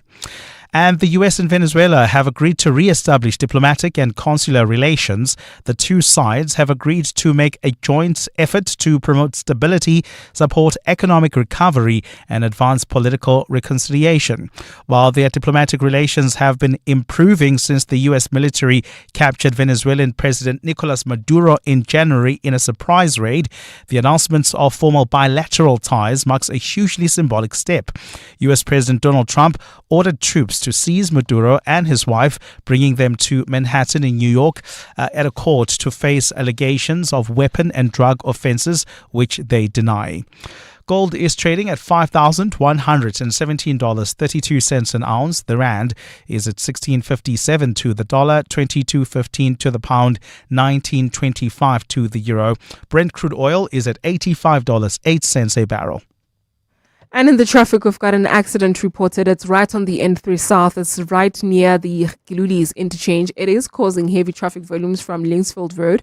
There's also slow-moving traffic on the N3 North approaching Van Buren Road. Please be on the lookout there. Roadworks are causing these delays. A cloudy Friday in store for Gauteng with showers across the province. The temperatures will peak at highs between 20 and 21 degrees. The top story in EWN this hour, the DA and EFF have welcomed a court ruling which has declared the unilateral powers of the finance minister to determine the value-added tax rate as unconstitutional. EWN, in touch, in tune and independent. For the latest, visit ewn.co.za or download the EWN app. You're with Clement Manyathela on 702. Let's walk the talk. Streaming on the Prime Media Plus app. DSTV channel 856, 92.7 and 106 FM.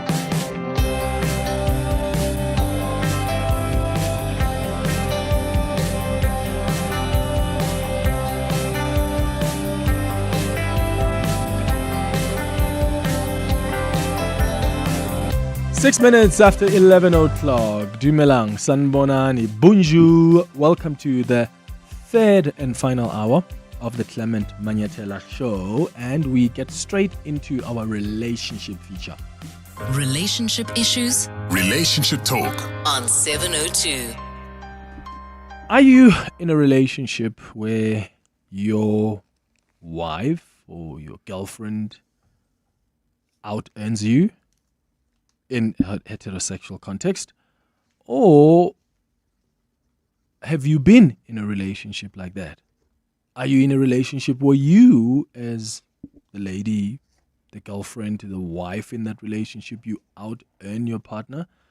How have those dynamics been for you? We're discussing on our relationship feature this morning the dynamics in relationships where women out-earn their partners. More and more South African women, in fact, across the globe, will tell you that more than ever before, they are the primary earners in their households. They are graduating in higher numbers than men. They're building businesses. They're getting promoted. They're the ones keeping the lights on. The school fees are paid. The family is afloat. And nearly 38% of South African households are now headed by women. 6.1 million homes where you are a financial backbone. That's the kind of reality we're talking about here. And that number is only growing. And it gets complicated because we live in a country where the idea of a man as a provider runs deep, and not just in culture, not just in tradition. It runs through how boys are raised, how men are valued, and how couples are expected to function. So when that dynamic flips, it doesn't just affect the bank account. It actually affects the bedroom. It affects the dinner table. It affects the way that she holds herself around him and the way he behaves himself in front of, for instance, maybe his friends. You know, some women quietly downplay their salaries so that partners don't feel small. Some feel completely alone in a relationship where they carry everything financially and emotionally. I want to know what your experience has been.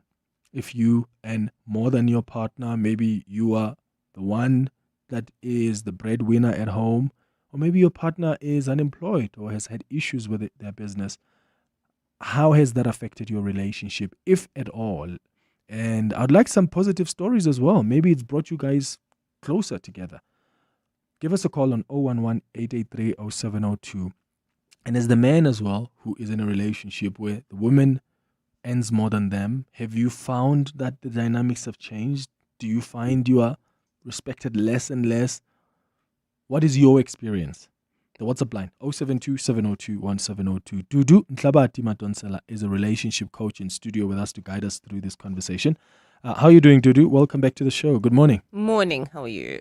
Good. So from your experience, how common is this dynamic becoming here in South Africa? It is a big topic at the moment. It really is. And there's for various reasons. I think, we are at a place whereby we want women to economically participate and be included in the economy, right? And what has happened is that a lot of women have been elevated in their careers. And then you take that in the context of South Africa, whereby the role of the man is to lead in a relationship. And most of the time, men have been leading via their financial means. And understandably so, because what has happened is that you have a culture that says you take a girl from their father's house, you put them in your house, and you look after them, and you lead, and you take care of your family. So much pressure. Yes, and that leadership mostly has been expressed or exercised through the resources that you have, and this is the reason why you're right, because the more you can look after your family, the more you are revered in society and so forth. Do you think women are looking for that of late, in recent time? Like, because there used to be a time where at least, most women or some used to say, my priority is financial stability. I need to be with someone I know is going to be able to take care of me and the family. And I wonder if that is changing. Like in recent time, do we have women who say, as long as you care about me, are those values changing? I suppose is what I'm trying to ask. It's a yes or no answer. So you have to understand what informs somebody's values. So you are told a story as a young child, right? Whether you're explicitly told the story or the story it's through observation and so forth. And the observation that you have made or the story that you've been told is that a man leads, a man looks after his family. That was deemed as a responsible man. This sits in your subconscious, right? But then you also live in a time whereby you don't need a man to buy a house. You don't need a man to survive. And what has happened, because men have led through the ability to provide and resources, they've never worked on being likable, right? So as long as I provide. As long as I provide. And when women no longer need men to survive, they require men to be likable, right? So what's happening now is that you have females who are saying that I'm not only prioritizing resources, I'm also prioritizing the fact that you are likable. Do you look after yourself? Are you a responsible member of society? Are you mentally sane, right? Do you show up? Because some people are just special, right? Do you show up in a manner that I desire you to show up, right? But also in their subconscious, it's still sitting as, I need this man to be resourceful. So what happens is that sometimes women meet these men who are extremely likable, according to the standards that they've set. But this man does not have money. This man can't take me on a date. This man can't take me to Dubai. This man can't even pay for a bond for himself, never mind his family. And so a lot of females are conflicted at the moment, because also you come back to a family and you say, I've met a wonderful guy. And they said, great. And then they're like, tell me about this guy. And you're like, no, I have to pay for the private school fees. And then the silence in the home, right?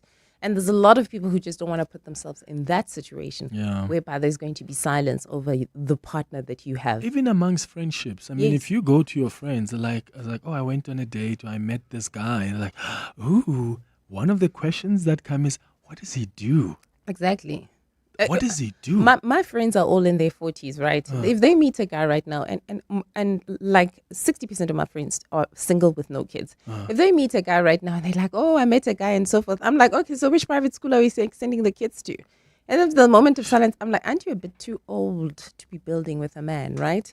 Because it's sitting in my subconscious, and these things happen in a friendship. And sometimes it's not on the basis of the fact that people are materialistic. It's on the basis of the fact that you love this person, you want to protect this person, and you're like, oh, I know you're at this income level. Are you sure you want to carry a household and so forth? So there's a lot of women are conflicted. And I think what also makes it difficult is that throughout this conflict, then you have a man who is extremely finding it difficult to adapt to these new gender roles, right? So most of the time you'll have these men going on and saying they don't make them like our mothers. They don't want to build with us. They call us simps when we don't have money and so forth. But if you dig a little bit deeper, and you see the dynamics they present in a relationship simply because they have to adjust to new gender roles. They're struggling with the idea of what does leadership look like if I don't have the money to lead in a relationship, But right? some women as well will not want to take leadership from someone who is not a provider in that Exactly. sense. Because again, society said you become a leader, but you're a leader when you can provide. How do you Exactly. issue out instructions and you want to And be then- firm when you're not really doing much? And it's Exactly. sad because sometimes there are circumstances that have led to that. There are men who have just lost their jobs Yes. during COVID, or maybe the business went down. And it's even harder for a guy to find a job than a female. So if both of us had to go and apply for a role and go out there in LinkedIn today, I'm more likely to get probably interviews faster than you would actually get, unless you had like a very unique skill, right? Yeah. So what happens now is that you have these gender roles and they're changing in both sexes. Because what happens is that we're blaming each other. And I'm saying, actually, we're both struggling with these gender roles. Yeah. And we're both struggling to come to a place where we say, how do we move forward in this new context? Because the new context is here. I mean, if you listen to the esoterics, is that the energy that we have right now is very female, very cooperative and so forth. So it's no wonder that the female is being elevated in many spaces in society. So whether from an esoteric view or just a practicality view, and you're looking at the trends that are happening, the reality is that we are either moving into a lot of homes where you need both dual incomes in order to survive, or you're going to have a lot of, and we've had in South Africa, in the context, we've had female-led homes, but we've had them because some men opted out of their responsibilities. And Yeah. that also Wasn't presents a choice. Yeah, presents another a complication to females, because they're like, if I saw my mom hold the house down because my dad was not interested, but now I'm in the position where I have to, even if the man is interested. Do you understand what Yeah. it triggers inside a female? Okay, let's try help our listeners now who may be in situations like this. And I want us to start with, we'll deal with couples who are in a situation like this, but let's start with women who are probably getting into the dating scene and they hold quite executive, senior positions, and they often find themselves hooking up with guys who may probably earn much lesser than them.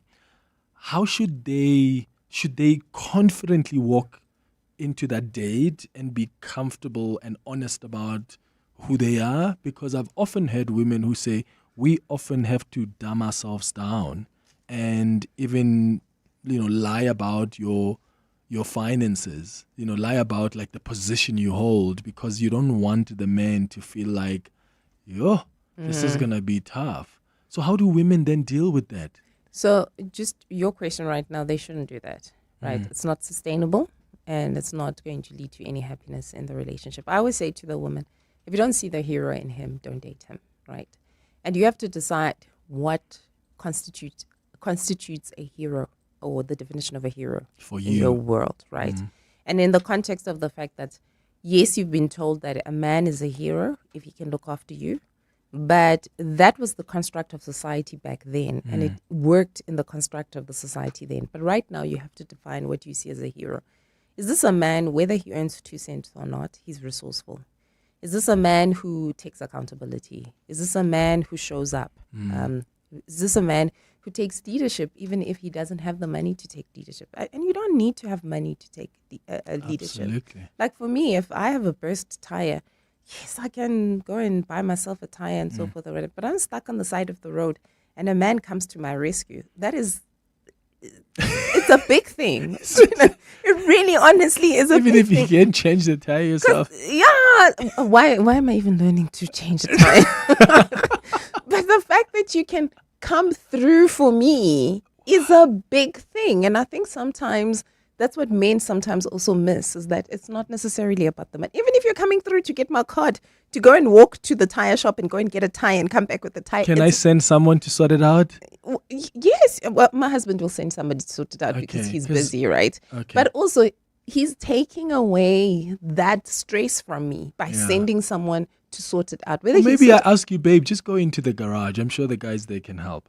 Well, if I can't drive to the garage, somebody must come through, right? But what I'm Just hitchhike, okay? Just hitchhike to the Hell no, garage. it's just- How? how is it safe? But the point I'm trying to make is that define what leadership looks like, right? yeah. And because when that person shows up, whether they earn significantly less than you or they earn the same amount as you, but if you see those qualities, then you can respect the man. Because what females need to understand is that men equate respect to love. There's some men who actually can't tell the difference between respect and love, right?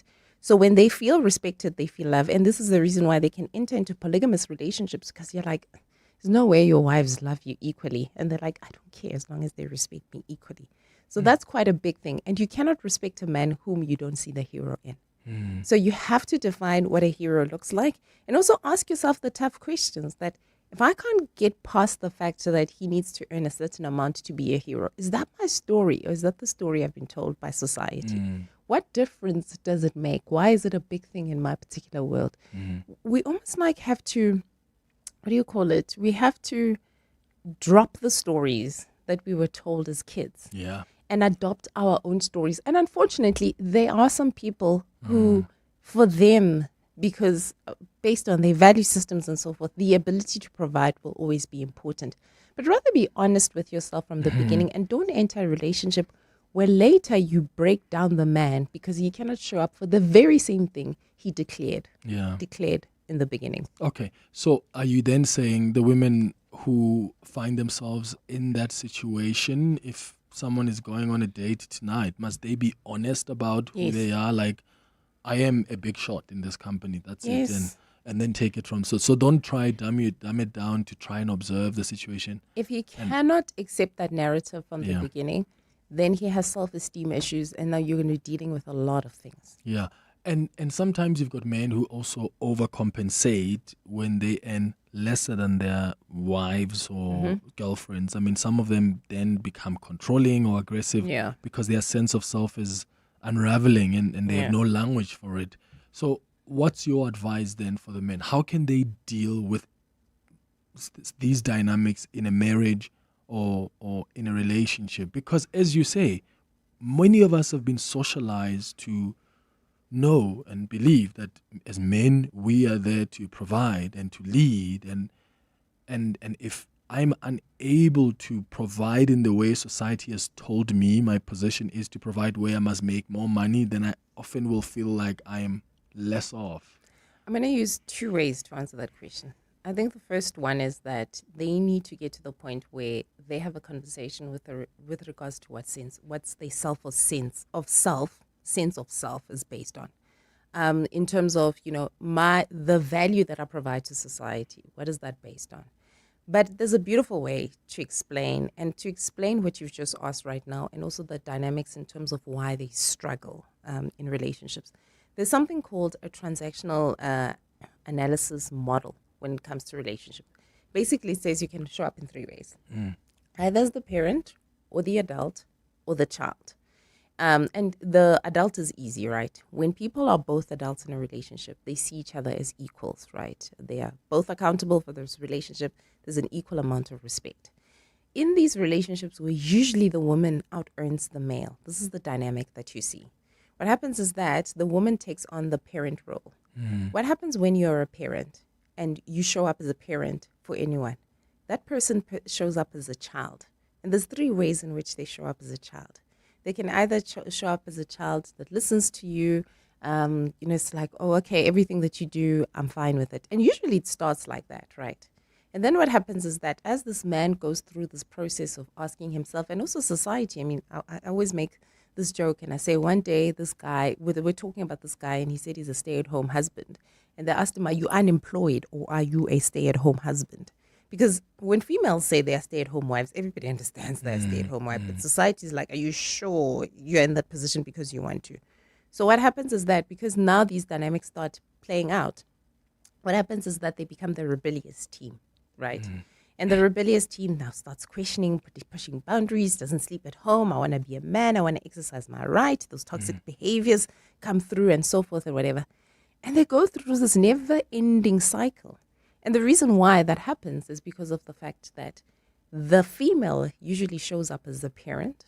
And the thing is, men fall in love by doing and not necessarily by receiving, right? And whether they've been conditioned like this, or this is the nature of men and so forth. So what you do is that when you keep doing and doing and doing for this guy, he does not feel like he's adding value in a relationship, right? And based on his character as a man, he'll either be very rebellious or he'll be very unhappy in that particular relationship. And what happens is that he's going to keep on pointing fingers. You do this to me. You don't respect me. You don't like me and whatever. And he becomes the child. And that child dynamic, any relationship where there's a child, a parent and a child, unless it's a parent and a child relationship, that relationship struggles. And they have to find a way to elevate each other, to both become adults in the relationship. Stop doing where you need not to do. And also start expecting the man to show up where he needs to show up, and allow him to show up and create that space. Yeah, okay. I want to go to some WhatsApps and calls. We're getting lots of reaction from our listeners on this topic. But quickly, I've seen a situation where a guy works, the lady works, lady wants the kids to go to a very expensive private school.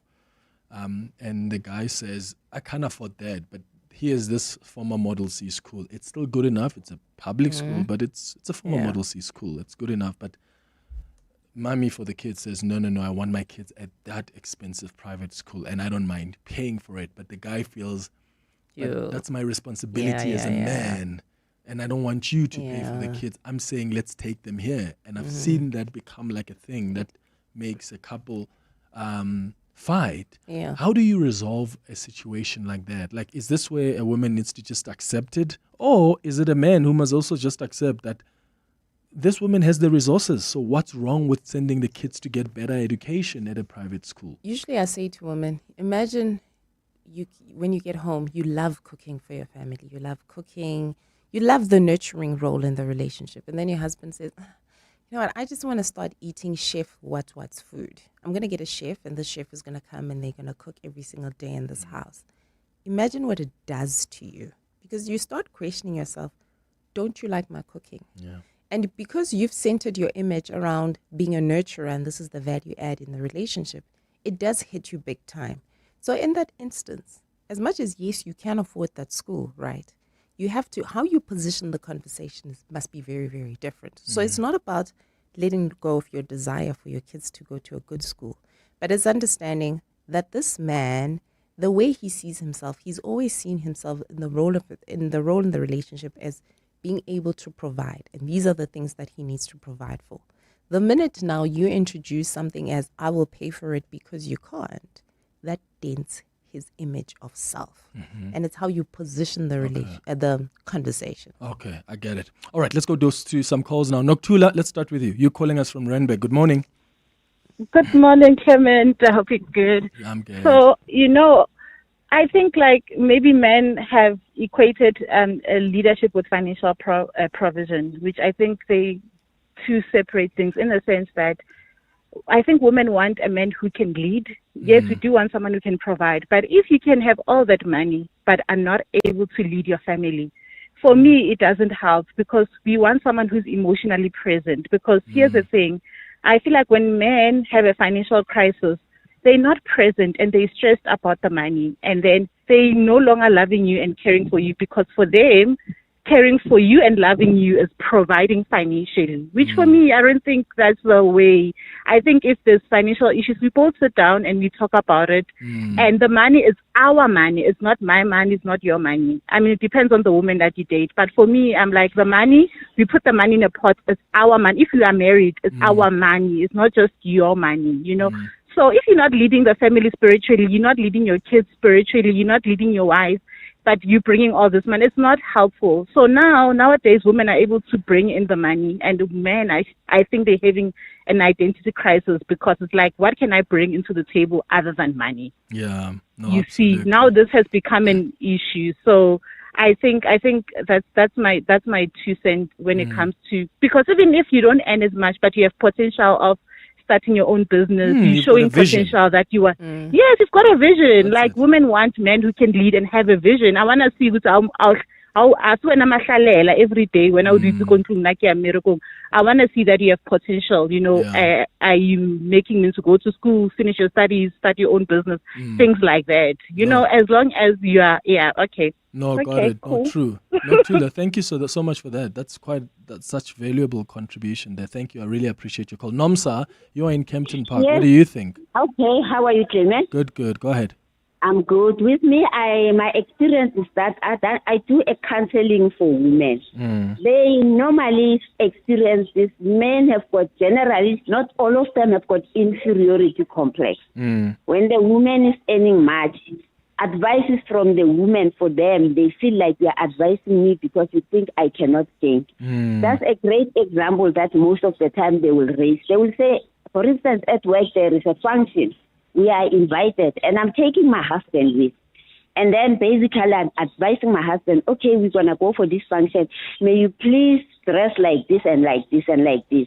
And then the man will be, he will respond, now ngizokuhlaza phambi kwabangani kwakho. In other ways, I'm going to make you embarrassed in front of his friends. But meanwhile, a man can marry any person. A man can even marry a cleaner. But that cleaner, if they're going to go and go for a function, she will make sure that she does her hair so well and her nails to outclass the husband's colleagues. And then the problem most of the time, they even say, when you advise this man, now you're realizing that the man is bringing his left, and you're like saying, okay, I do have a friend who says actually you can open a gardening business. Okay, is that your boyfriend that is advising you? You understand? So I think the most important thing, if men were able to listen when the ladies are communicating, then eventually they get frustrated. And eventually you find that it's no longer nice at home. It's just because this man, when the poor woman tries to advise, the man thinks, no, you are telling me just because you are never earning better than me. Oh, maybe you are unhappy with me. Where are you getting this advice? And it gets really tricky. Nomsa, thank you for your call in Kempton Park. It's 11:31. More of your calls and WhatsApps after the latest in Eyewitness News headlines. Mbali, this businessman, Suleiman Karim, he's been trying a number of tricks not to appear at the commission. Well, his tricks don't seem to be working now, Clement. A very good morning, because the Madlanga Commission of Inquiry has rejected a request by him to have his application to testify in camera heard in private. Karim made that application to testify in camera, but his lawyers then requested that the contents and motivation for the application be shared behind closed doors. The controversial Northwest businessman is due to testify before the commission next week on allegations he meddled with police affairs and he received kickbacks from the irregular SAPS tender awarded to alleged crime boss Vusimuzikat Matlala. The DA and EFF have welcomed a court ruling which has declared the unilateral powers of the finance minister to determine the value-added tax rate as unconstitutional. The case was brought by the DA last year when Finance Minister Enoch Godongwana attempted to increase the VAT rate from 15% to 15.5% as part of his first attempt at tabling a national budget. And the case against Judge Portia Patlane and 4 co-accused has been postponed in the Pretoria Specialized Commercial Crimes Court. The state has requested more time to conduct further investigations. The prosecution told the court today that new information has come to light. Patlane and her co-accused, including the leader of the International Pentecostal Holiness Church, are facing 19 counts of corruption. Well, those are the headlines. This EWN and more at midday or as it happens. EWN Traffic. While traveling on the N3 South, we still have got delays towards the Glutes interchange. That's due to an earlier accident. There's also queuing traffic on the N12 as well as the R24 West. This is between Edenville Road and the Glutes interchange. If you're traveling in Crown City, do expect delays on the M2 West between the Crown interchange and Main Reef Road. There's also queuing traffic along several roads towards the Amalgam area like Press Avenue as well as Crownwood Road. While traveling in Protea Glen, traffic lights are still out of order at the intersection of the R558 and the N12, and they're causing delays, so please be on the lookout there and continue driving with care. More updates at the top of the hour with Karabo Jali. Stay tuned. There's more EWN on air, online, and on the EWN app. Kick off to glory with Hollywood Bets and Asi Shege be in the game. Go full speed ahead with the epic competition. You stand to win a share of 4 million rand in cash and prizes, including an all-new Toyota Corolla Cross. Bet 10 rand or more on any soccer fixture or fixtures online or at your nearest branch. Live life in the fast lane. Bet now for your chance to score. T's and C's apply. Hollywood Sportsbook is a licensed betting operator. No persons under the age of 18 years are permitted to gamble. Winners know when to stop. South African Responsible Gambling Foundation toll-free counselling line 0800 006 008 or WhatsApp help to 076 675 0710. Let's hear from Al, owner of Johnson's Cable, why it pays to switch to OUTsurance Business Insurance. I thought it was going to be difficult to switch to OUTsurance Business Insurance. Switching was so quick and easy. I'm happy with the premium that I'm paying now. For electrical, tradesman services and all other businesses, get a quote today and see why it pays to switch to OUTsurance Business Insurance. Visit outsurance.co.za or call 08600 60,000 today. Licensed insurer and FSP. TCs and information online. Why get a warehouse that makes you do all the work when you can get so much more? Don't settle. Get the GWM P300 from only 5672 per month with a 2.4-litre turbo diesel automatic that delivers on work, play and life. Visit gwm.co.za for T's and C's and to book a test drive. GWM. Go with more. Brought to you by GWM Finance, a division of West Bank, an authorized financial services and credit provider. I heard her interviews run smoother because she somehow finds the right people the first time around. Yeah, it's like she already knows who fits where before they even sit down. She must have gone for special training, like some Sixth Sense HR certificate. No, guys, it's SA Youth, the largest youth online recruitment platform. It's fast to post, effortless to use, and effective every time. Recruit on the portal to potential. sayouth.co.za, powering South Africa's youth workforce.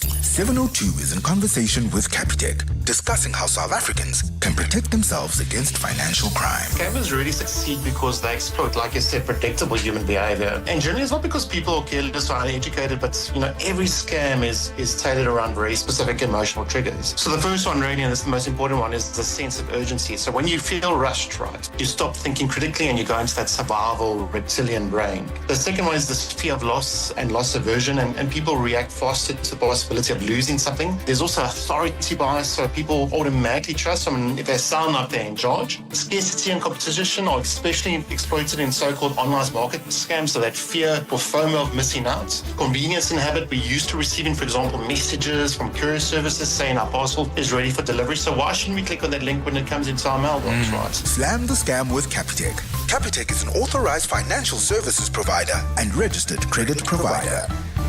Relationship issues? Relationship Talk On 702. 23 minutes before 12 o'clock, we're speaking to Dudun Hlabati Madonsela, who is a relationship coach, about the dynamics where women and more than their partners, their boyfriends, their husbands, how do you manage dynamics like that so that there can be harmony and one person doesn't feel inferior, but the other person doesn't also feel they can manipulate the stronger financial position they're in to control and manipulate And that's our conversation. And I want to know what your experiences have been. Let's start with some WhatsApps on 072-702-1702. We've been going through the same thing. In 2020, my husband's business collapsed because of COVID. Luckily, I had a job, and I still do have the same job. But it was very hard on my husband not to be able to care for us. And he just climbed back up, and now he's got his own business again, and he's thriving, and I can see it. I can see it in him. I can see it in his face. I can see it. It's really necessary, that I think, for some men to provide for their families. I do see that he's doing good now. It's Suzette from Pretoria. Oh, thank you, Suzette, for that. So you can see now in his posture and how he's available, maybe even emotionally, because maybe this is his thing. This is what he fundamentally wants to do. It aligns with his values. And the age group he comes from. Right? And maybe that's why he comes alive now when he's got the job back and the business is running again. Yeah. Hi, Clement. I think, Mina, personally, I miss those days where men had the pride of providing. Because now, as women, we've been blessed now to lead organizations. We've been blessed to make more income than men. Men just want to use women.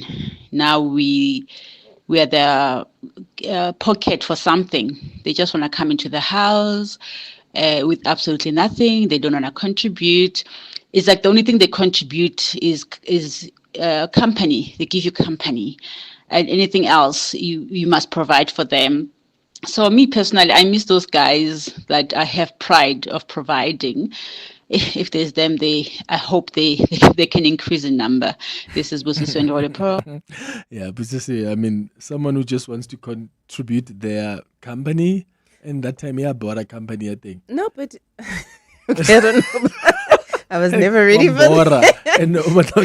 Contribution. No, but do you see what I mean about how women are conflicted? Yeah. Because there's this guy who's coming in, he's becoming emotionally available, he's providing you the company. He's thinking he's giving emotional support because, I mean, there's nothing else he can provide. And then, no, but your company is not good enough. Do you see how conflicted that is? Yeah, but what if you can provide, but you just choose to because you think, Dudu is an independent woman who drives her own big cars, who can afford to go to a restaurant. So let her pay for these things. It's immaterial what the other person thinks when they come into the relationship. What is material is what you allow and don't allow. I don't know if you get what I mean. What I mean is that if somebody is complaining that someone is coming in because they want to use me or so forth and whatever, everyone gets exposed to people who want to use them. It's like the same as women saying, oh, I only get asked out by married men. Guess what? Everybody gets asked out by married men. You're the one who allows them into their particular space. So what I'm trying to say is that I think what we need to move away from is I do expect, and I don't want to be misquoted here, I do expect people to show up as decent members of society. Have the right values, don't go around using people and so forth. But the minute you are in a relationship where you feel this person is more of a taker than the giver, remember the power lies with you in order to be able to rectify this, whether you get rid of this person or you are very clear in terms of what your non-negotiables are. And I think the thing of waiting for the other person to self-correct behavior, then society wouldn't exist. This is the reason why we have laws. If you kill somebody, you go to jail. If you do this, you go to jail. Because we realize that some people do not have the ability to self-correct if there are no consequences for their actions. Yeah. And sometimes as women, we're not very good at creating consequences. Because yes, we're soft, we're loving creatures. But at some point, we need to be able to give clear boundaries, not unhealthy boundaries, clear boundaries as to how we want to be treated. Yeah. Good day, Clement and the team. I don't know if I'm off the rail in terms of the topic, but what I find is on the scene now is that it's more of a classism. What do you have? What can you provide? Where do you stay? Where do you work? As you already said, that sort of taints everything and just spoils. I personally believe that there's no more pure love. Let's build, let's grow, or let's help each other finish off what we have growing. It's all about materialistic. I like to remain anonymous here. Thank you. I mean, there's some point to that, no? Do you see how I'm jumping up and Yeah. down? He just asked the right question. And basically, what has happened in South Africa in terms of the black society is that pre-1994, we were all fighting for a common cause, right? We wanted liberation. All of us had more or less the same resources and so forth and whatever. And that pure love was there because of the fact that, we both had the equal amount to give. But now what we see as classism, and especially the black middle class and upper middle class is being accused of this classism, is that you're finding this inequality now in society. And you're also finding a group of people who have assets to protect.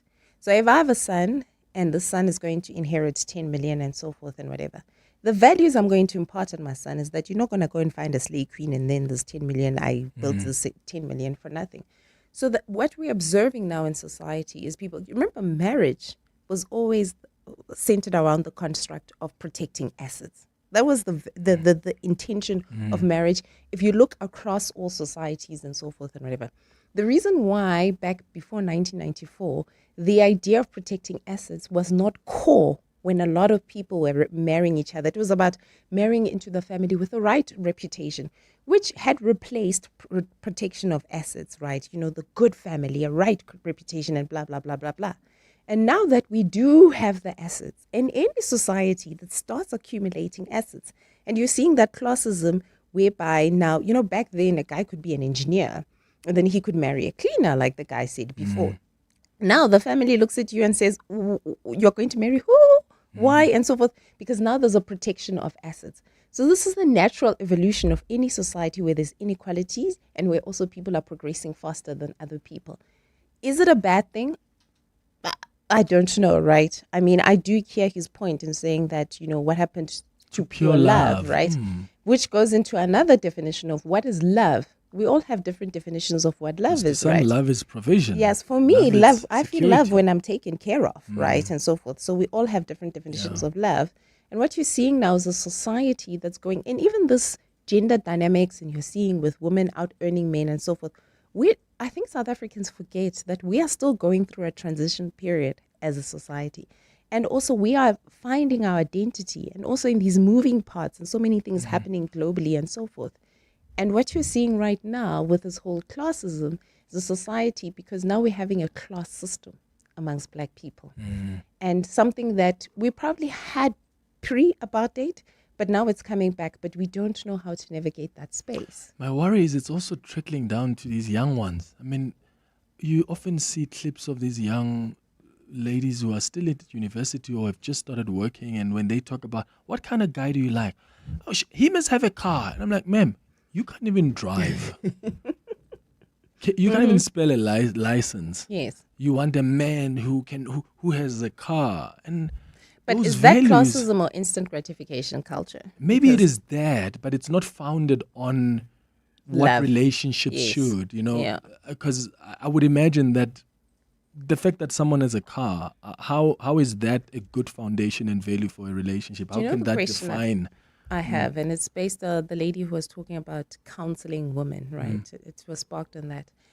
A lot of the time when we have these conversations on what we should or shouldn't do, what is right and what is not right, I find that the reason why a lot of people go around in circles is because we discount human behavior, right? And we discount human behavior on two levels, on what really, really makes us human. So, for example, I'll tell you, human beings are aspirational beings. You could put a bunch of 5-year-olds on an island, they will have a class system if you get there in 30 years' time, right? So they're aspirational beings. But there's also human behavior because of socialization. And what happens is that if we solve outside these two foundational things that really drive, the reason why we wake up every single day is because we're driven by these things, whether it's innate or it's because of how we are socialized. You're going to try, it's like, for example, when you are solving for a female that has a toxic attachment and you want them to leave this relationship because it's the obvious, he hits you and so forth and whatever.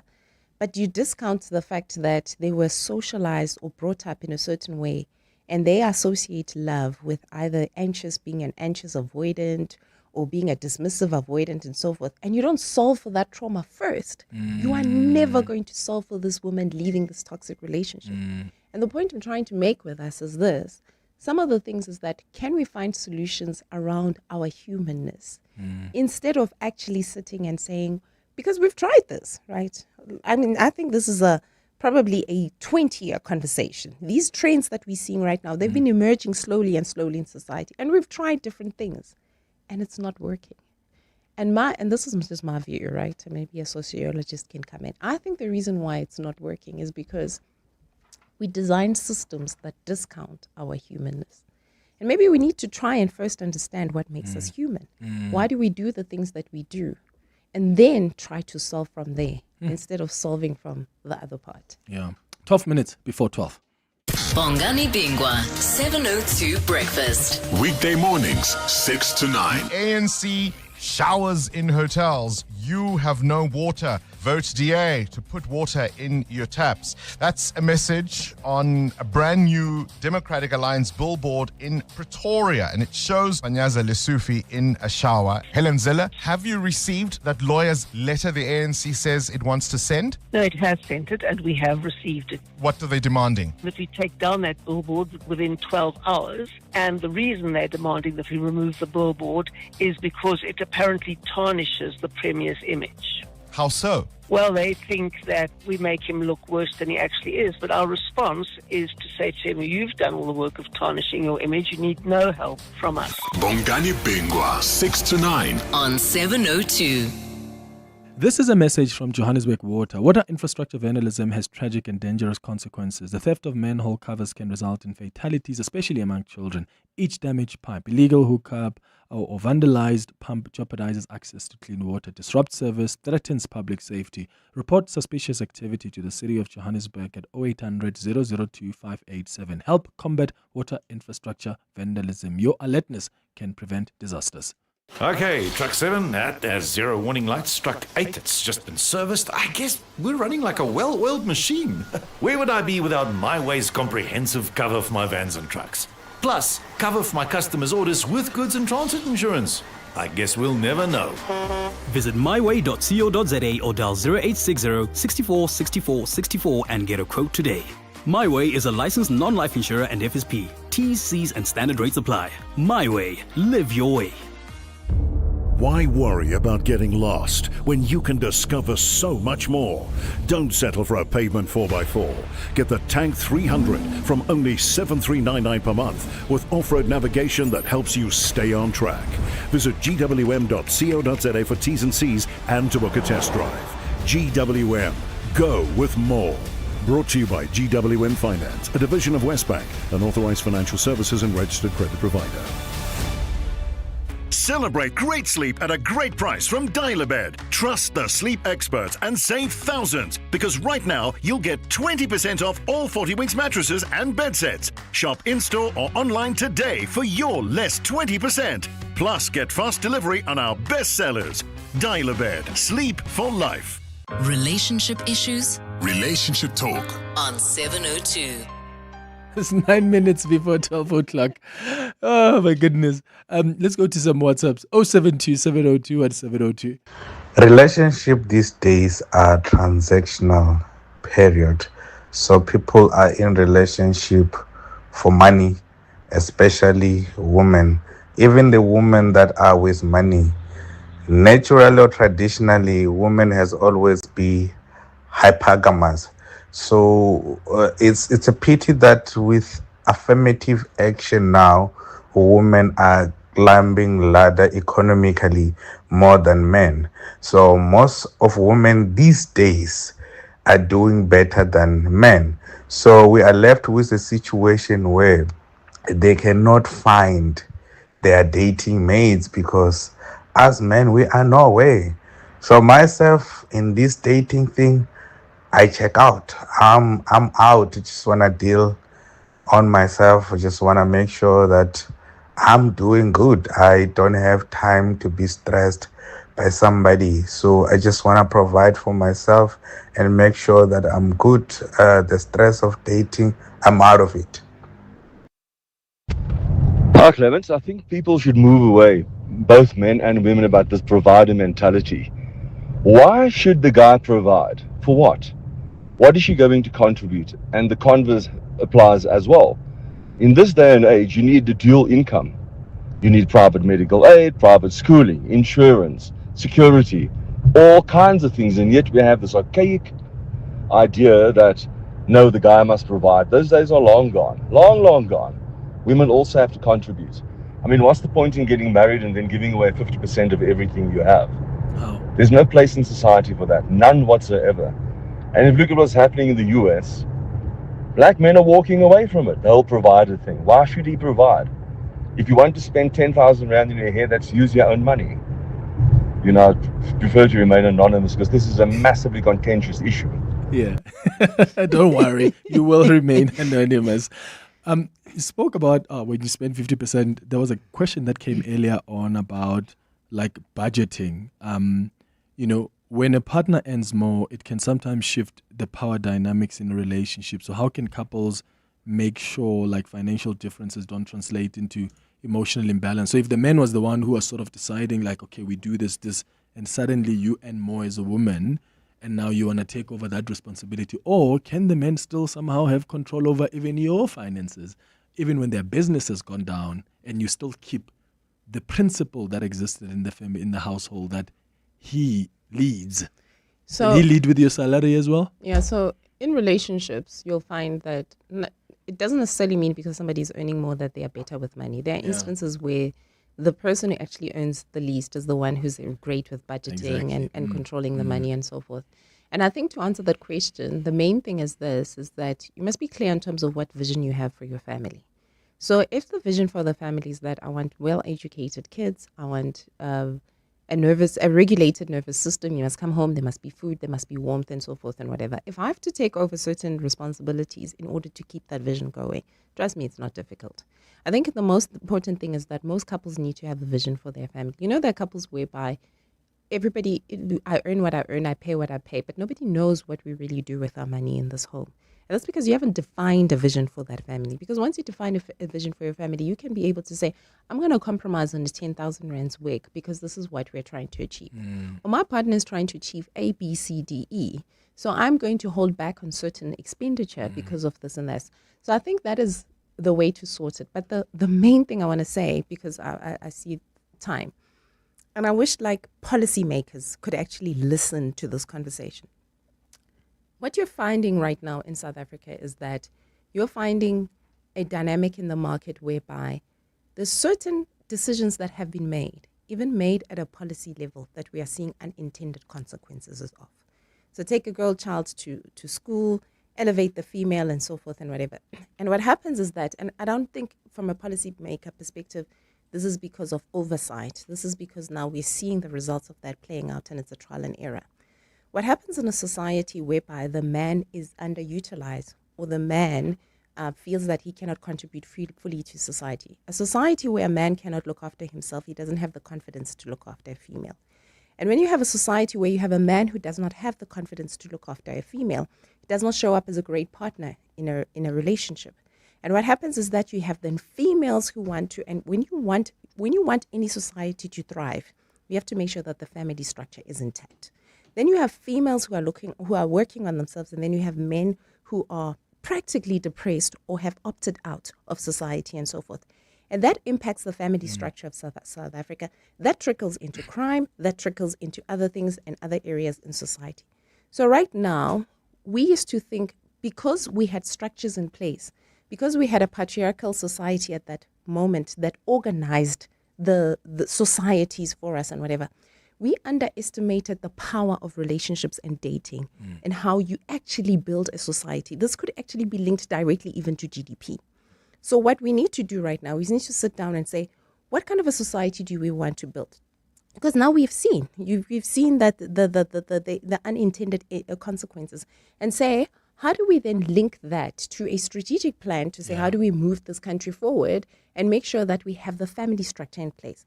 Because in closing, if you don't have a proper family structure in place, you'll continue to spend on mental health, on healthcare, on crime, on this, Amen. Hallelujah. How do we then build that family structure is a conversation I want to have with you when you come back. And maybe we can help our listeners with that. Dudu Tlabati Madonsela, relationship coach. Thank you so much for making time for us. Thank you. In life's most challenging moments of loss, compassion can be your greatest comfort. You shouldn't have to face the financial burden of losing a loved one by yourself. Rest assured, Clientele's funeral plans pay out cash within 24 hours. You can cover up to 13 family members on one plan, ensuring all your loved ones are taken care of, and 3 children are covered at no additional cost. With Clientele, you're not just buying a plan, you're also buying peace of mind. When the time comes, you will need to make important calls with your 200 Rand airtime you will receive when you claim.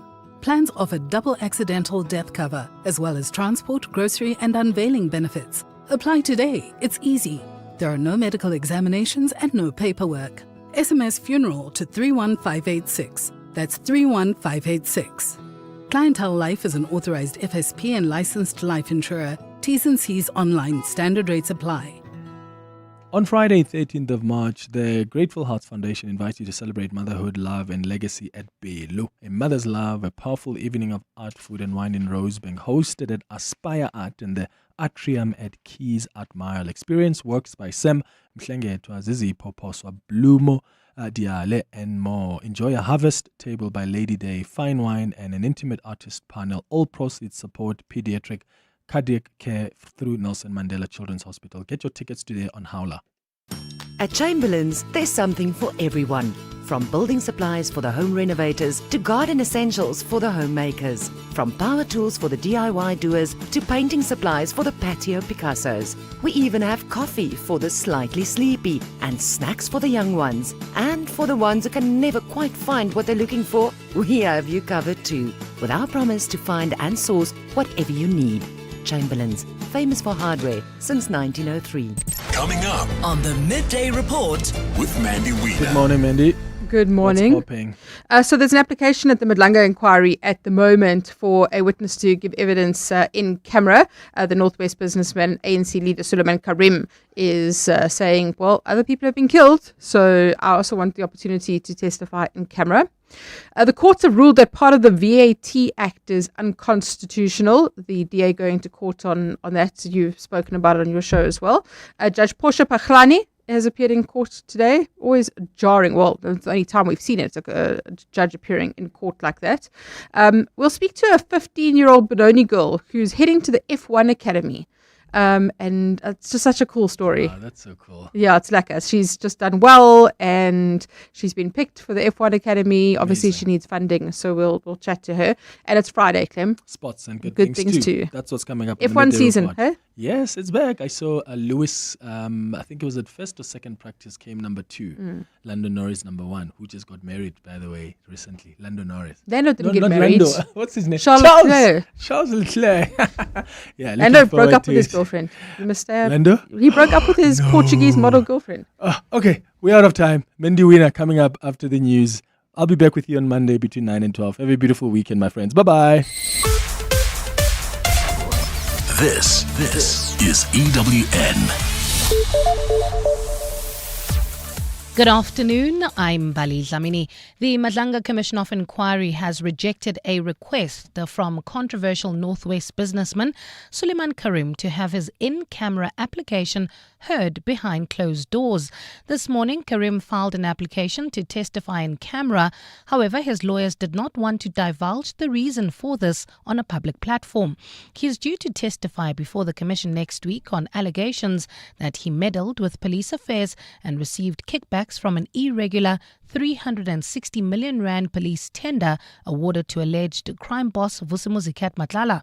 Tabiso Koba reports. Suleiman Karim's lawyer, Kamil Premid, says his client has been receiving death threats and is concerned that the publication of his testimony might put him and his family in danger. Premid says a prior application was made to keep his client's written statement confidential. However, the commission did not respond. Premid was asked whether his client believes his statements would be leaked to the people threatening him. It's not an out-and-out yes in the sense that, my client is complaining about that this is just a farce exercise or that he won't get a fair trial. It's based on his experience at the hands of the commission. That lack of trust arises. Evidence leader Adila Hassim says the concerns are misplaced as the commission doesn't publicize witness statements until the day of their oral testimony. There's never been a breach of confidentiality thus far, not in relation to this witness or in relation to any other witness. Thabiso Koba, Eyewitness News. The DA and the EFF have welcomed a court ruling which has declared the unilateral powers of the finance minister to determine the value-added tax rate as unconstitutional. The case was brought by the DA last year when Finance Minister Enoch Godongwana attempted to increase the VAT rate from 15% to 15.5% as part of his first attempt at tabling a national budget. But the Western Cape High Court says although Parliament has 12 months to consider and confirm the minister's proposed tax hike, if it were to decide to reverse it, it would be too late for the public to recover the tax already paid. Lindsay Dentlinger has more. In considering the matter, the court said at issue is not whether the finance minister is the correct person to set the tax rate, but whether the constitution permits Parliament to delegate this power. A full bench of the court said the DA has vindicated an important constitutional principle, that the power to impose, reduce or abolish taxes resides with Parliament. It says this power may not be delegated to the executive to the extent that it bypasses the money bill procedure. The DA's Federal Council Chair, Helen Ziller. That underscores that the DA was right all along to say that it was unconstitutional and unlawful for Minister Godongwana to seek to raise the VAT, and it was right for the DA to oppose it so strongly. The court's declaration of the invalidity of Section 7.4 of the VAT Act is subject to confirmation by the Constitutional Court. Parliament has been given 24 months to amend the VAT Act. Lindsay Dentlinger, Eyewitness News. The case against Judge Portia Patlane and 4 co-accused has been postponed in the Pretoria Specialised Commercial Crimes Court. The state has requested more time to conduct further investigations. The prosecution told the court today that new information has come to light. Patlane and her co-accused, including the leader of the International Pentecostal Holiness Church, are facing 19 counts of corruption. Dimakatsole Shoro reports. Accused number 1 was not present in court today, with his lawyer submitting a sick note on his behalf. Patlane, along with 4 other accused, is out on bail, while co-accused Mahapi Puti remains in custody. Prosecutor Advocate Willem van Zyl requested a postponement, saying investigators had come across new evidence and needed time to verify the information. This process will also include interviewing other judges. However, defense attorney Advocate Mering, who represents accused number 1, Michael Sandlana, objected to the request for a further postponement. Obviously, the state must have known or realized at the time of arresting the accused what the status of the investigation is. And they cannot just keep on investigating ad nauseum. Judge Patlane is currently on special leave and is not allowed to preside over any matters. Dimakatsole Shoro, Eyewitness News at the Specialised Commercial Crimes Court in Pretoria. The Cape Amalgamated Taxi Association has condemned the torching of 9 taxis at the Nyanga taxi rank. Fire crews were called to the scene in the early hours of this morning. The cause of the blaze is still unknown and no injuries have been reported. CATA Secretary Nkululeko Sikebi says if the blaze was deliberately started, those responsible must face the law. He says it's the second such incident affecting the association, with members losing vehicles after attackers allegedly set them alight overnight. It is so sad to experience this type of acts at Kata region. Remember, it's not the first incident that took place, it's the second one, whereby our members are losing their vans because of somebody decided to wake up at night and torch the vehicles. And the British government has arrested 4 people on suspicion of spying for Iran. According to reports, the men allegedly spied on locations and people linked to London's Jewish community. The men include 1 Iranian national and 3 dual British Iranians. The counter-terrorism head says the arrests form part of a long-running investigation. Gold is trading at $5,099.16 an ounce. The rand is at 16.65 to the dollar, 22.21 to the pound, 19.29 to the euro, and Brent crude oil is at $85.41 a barrel. In Boksburg, heading towards Brakpan, roadworks still slowing down traffic on the N17 eastbound. This is between Rondebold and Heidelberg Road. That's approaching Carnival City. Traffic lights still not working in Rand Park Ridge at Bayes Nordia and the N1. It's a cloudy afternoon in Gauteng today with showers expected to continue. Temperatures have peaked at highs of between 20 and 21 degrees, while Cape Town is also cloudy with isolated showers, temperatures peaking at highs of 22 degrees. The top story in EWN this hour, the Madlanga Commission of Inquiry has rejected a request from controversial Northwest businessman Suleiman Karim to have his in-camera application heard behind closed doors. EWN, in touch, in tune, and independent. For the latest, visit ewn.co.za or download the EWN app. You're with Mandy Wiener on 702. Let's walk the talk. Streaming on the Prime Media Plus app. DSTV channel 856, 92.7 and 106 FM. Coming up on the show today, the court ruled that part of the VAT Act is unconstitutional. Judge Portia Pachlane appears in court. Suleiman Karim pushes for an in-camera testimony at the Madlanga inquiry. We'll speak to a 15-year-old Benoni girl who's heading to the F1 Academy. And it's Friday, so sports and good things too. All of that over the next hour. The Midday Report with Mandy Wiener. Streaming on the Prime Media Plus app, DSTV channel 856, 92.7 and 106 FM. Good afternoon. Welcome to the Midday Report on 702 and Cape Talk with me, Mandy Wiener. Great to be with you today. Hey, how do you feel about the fact that we have a conviction for a state capture crime?